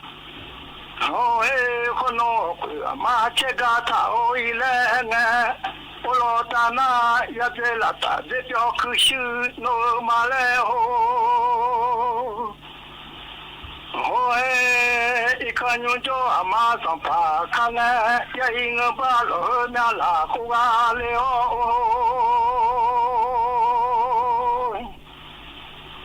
ตั้งคนโนอาจูกะขจอดอทามอยเลอะลอกะขจอดอทาปุยเลอาจูกะขจองะตุมาเปอีเลอะลอกะขจองะตุพุติเลอีคันยุจออามาโนโยเลสุนเทคากาเลโออาโยเลสุนเทโลเอคากาเลโออะโฮเอลาโฮมาเชกาทาโอยเลงโอโลตานังอะโฮเอยามีสมอมจุงโลเอตอลากาเจโฮอาโอคุสมอมจุงโลเอตองอะเตมีเยเชกาสิจาอะมอยากาเลงโฮอายามีโอคุสมอมจุงตองโลมอบอีลาเลยาลางาเจโฮอายามีโอคุสมอมจุงตองตากะเตสุขายากะขะเอตังเปียมาเตสุลาจังก็มีเวกาเลโอยาเตเวกาเลโอยามีโอคุสมอมจุงตองขมอบอีลาเลยาลางาเจโออะโฮเอติลาโตเลเบงลาโอติเลกาโอนิลาโตเลเบงลาตาติเลเจกาเลโอสุลาซาเบงเบเลจาโซนิปาเบลาเซกาเลโอเบเลจาโซนิปาเบลาเรงเทเนอิงมามีเทตุอิงลาเนมาตาลาโอชิบุลมาชิตุมสากากาเลงโฮอะโฮเอลาโอชิบุลมาชิตุมสากาอุชิฮุกาตะโกเวลุงเวโอโกเงดุโลซาชิโลมาเลญาอิเลโออะโฮเออะเปมิเยเชคาซิจาอะโมnga bomo na zaji nyale ho nga shimo na zaji nyale ho aho nga bomo na zaji ngale ho nga shimo na zaji nyale lama ze acha la deng ba ge ju chai la le ya la mya ho啊，那个是咩？你说那个嘛的，干嘛啦？这想要买里去呀？我记了，今那个在那买了，这个提多也2年了，买你就好像那个1年了，要买都今年这个提多1年了，第二个拿呢，我对了呀，嘛你多几去年了，那啥突然呢，后来。人家做俺两个来嘛，个毛就他妈的，多的。อันดูเชนเนออาโหเรยันนะฮะเบียวดูเอลอเฮกันเนนะอันนี้เชกาและปะบินนะดาญาบออาจารย์เนลอยืนิวอดังเบอปอปาเพียวเนอายามฮะจะเอลัวตะกอลุนะฮะเบียวดามายืนิวโยลีลาโอ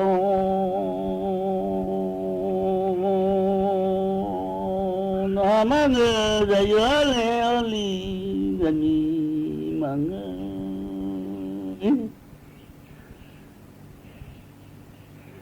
ยังดีได้ยามังแค่กันนะอาจจะสมอง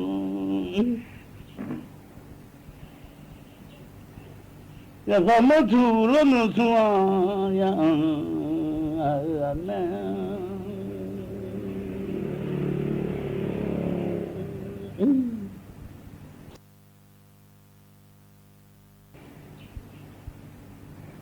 จะมีสมอมาอีอะลอจะสมอมาอี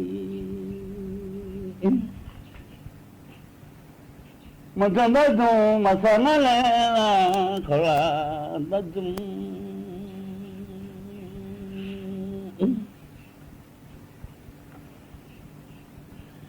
这个么做什么嘛？我们长了啦，大公嘛变阿妹。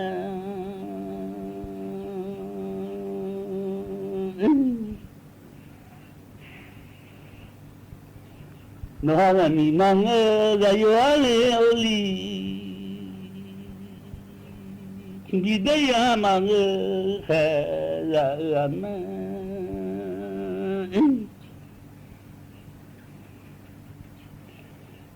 人民的家桥个路啊，也是要的啊，他妈个龙呀嘛，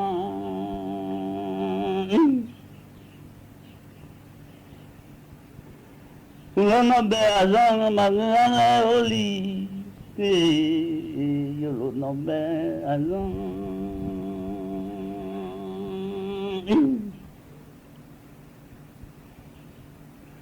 老汉看那穷嘛你嘛这嘛人到人嘛，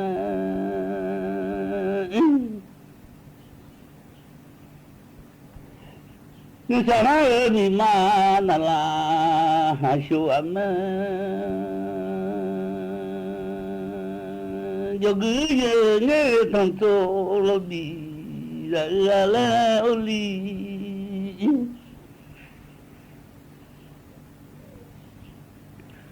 有啊哦，我的很下去了哦，那的老很下，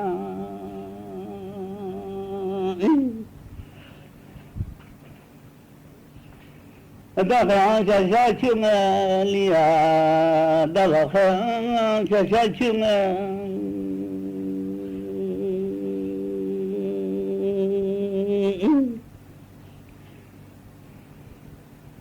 那到下下嘛去啊，哎，到老下下嘛去，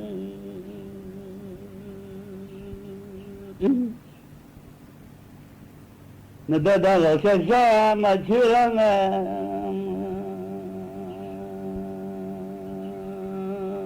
那他回家去个老家里个老他好。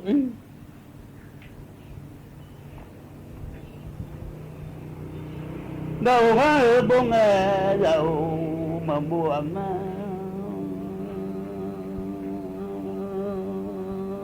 đã khen xa xa chưa lý ô lý đã lo khen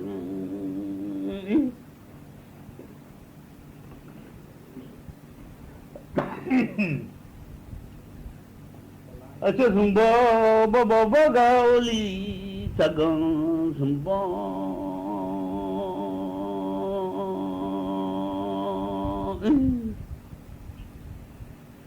Unung getir malah laju thai zayo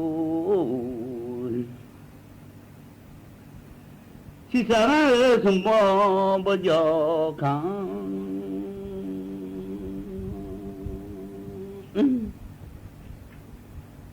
Lepas malah ya dem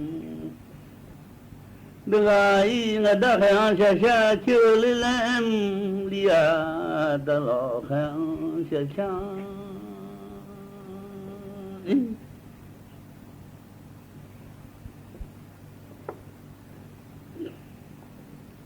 ada daga dukung shay oli yadam daga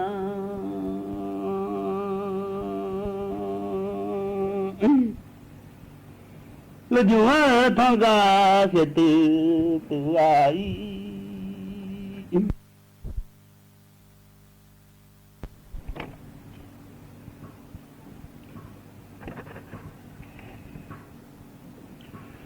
yo ngao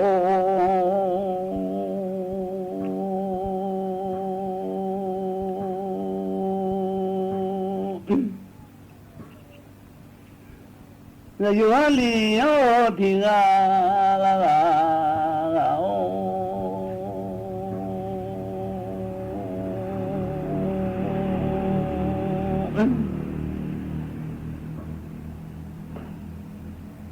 đã khan xa xa chưa gạo đã lo khan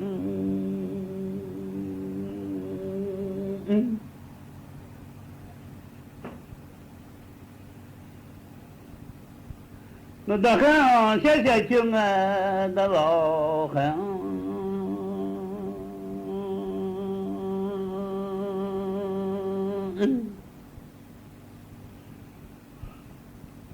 Aja jadu mo inga o ali yo, pagi jadu mo inga.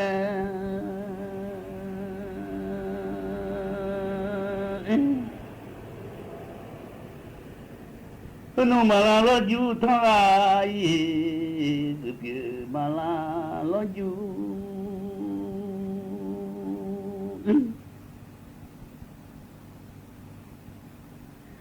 Yo ali diragao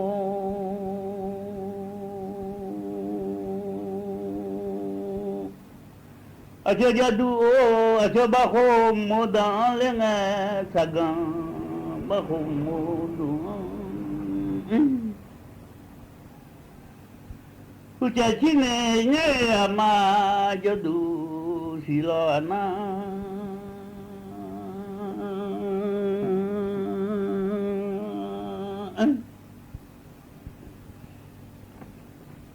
Amang bia the smla zanga che sha bio nye bi mi ku kuai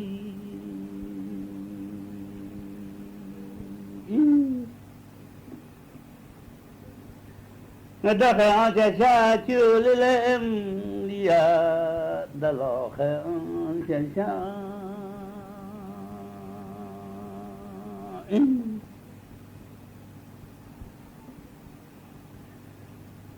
cho ta ni bala jong ka tu bui uli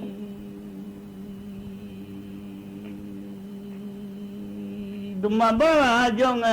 ngabo nye gai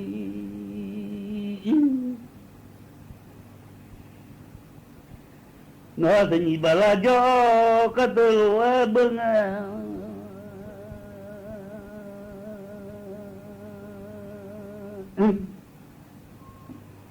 Quand on a pas déjà sans pas dans rayon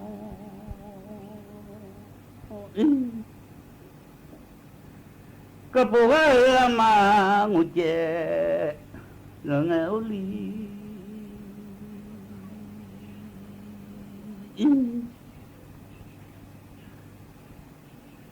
nous quand y a jambo lo lilo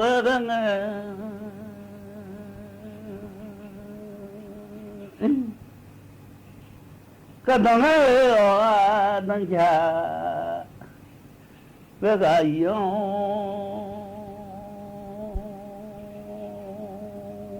hula dogo kaya uli aba dogo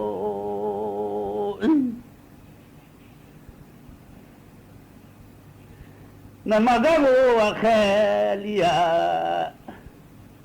abagawo kaya kuno sulam gangai uli holo sumla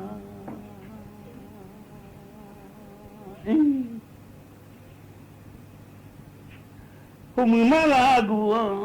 talo sinyi humala gua longa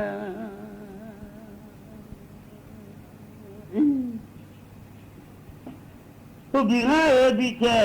meyo ulanu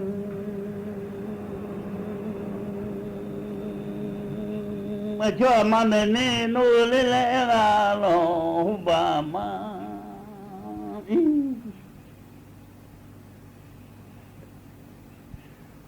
cô đừng ai mà mi bố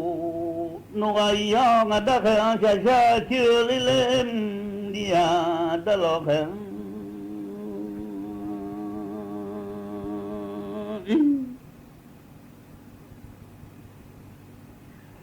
you are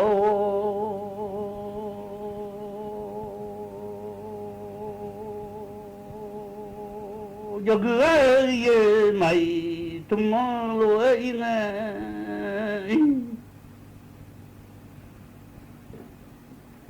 ngà bù lú ju ama yo du si lo na ôi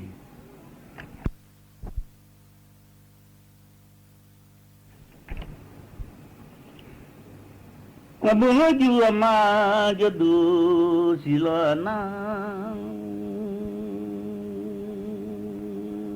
Manusia yang kawan lia sungko siala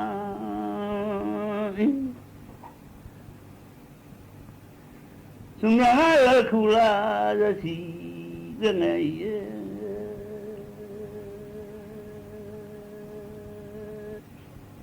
Ulo jasi tanya ayang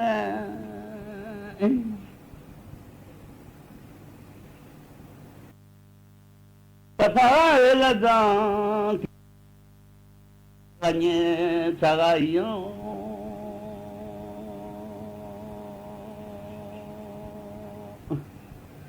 Pasal ladang labah Sangat jaga ye mai semua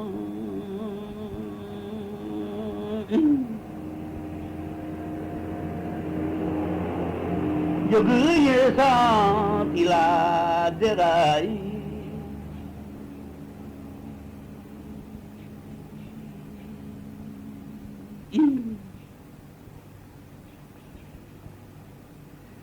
Jaga ye sang tila derai cho ngadi mana ra ngapiu mana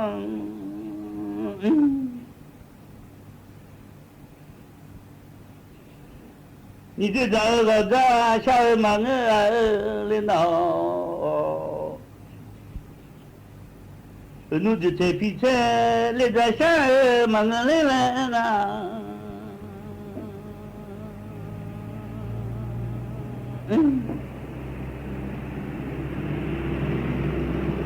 Di da pi da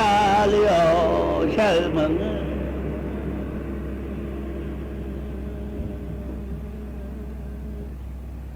Ngada roda shalile galia pera za roda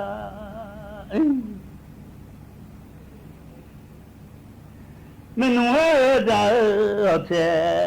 la nyala ngada sha sha chilile galia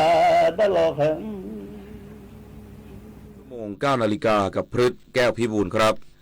การประชุม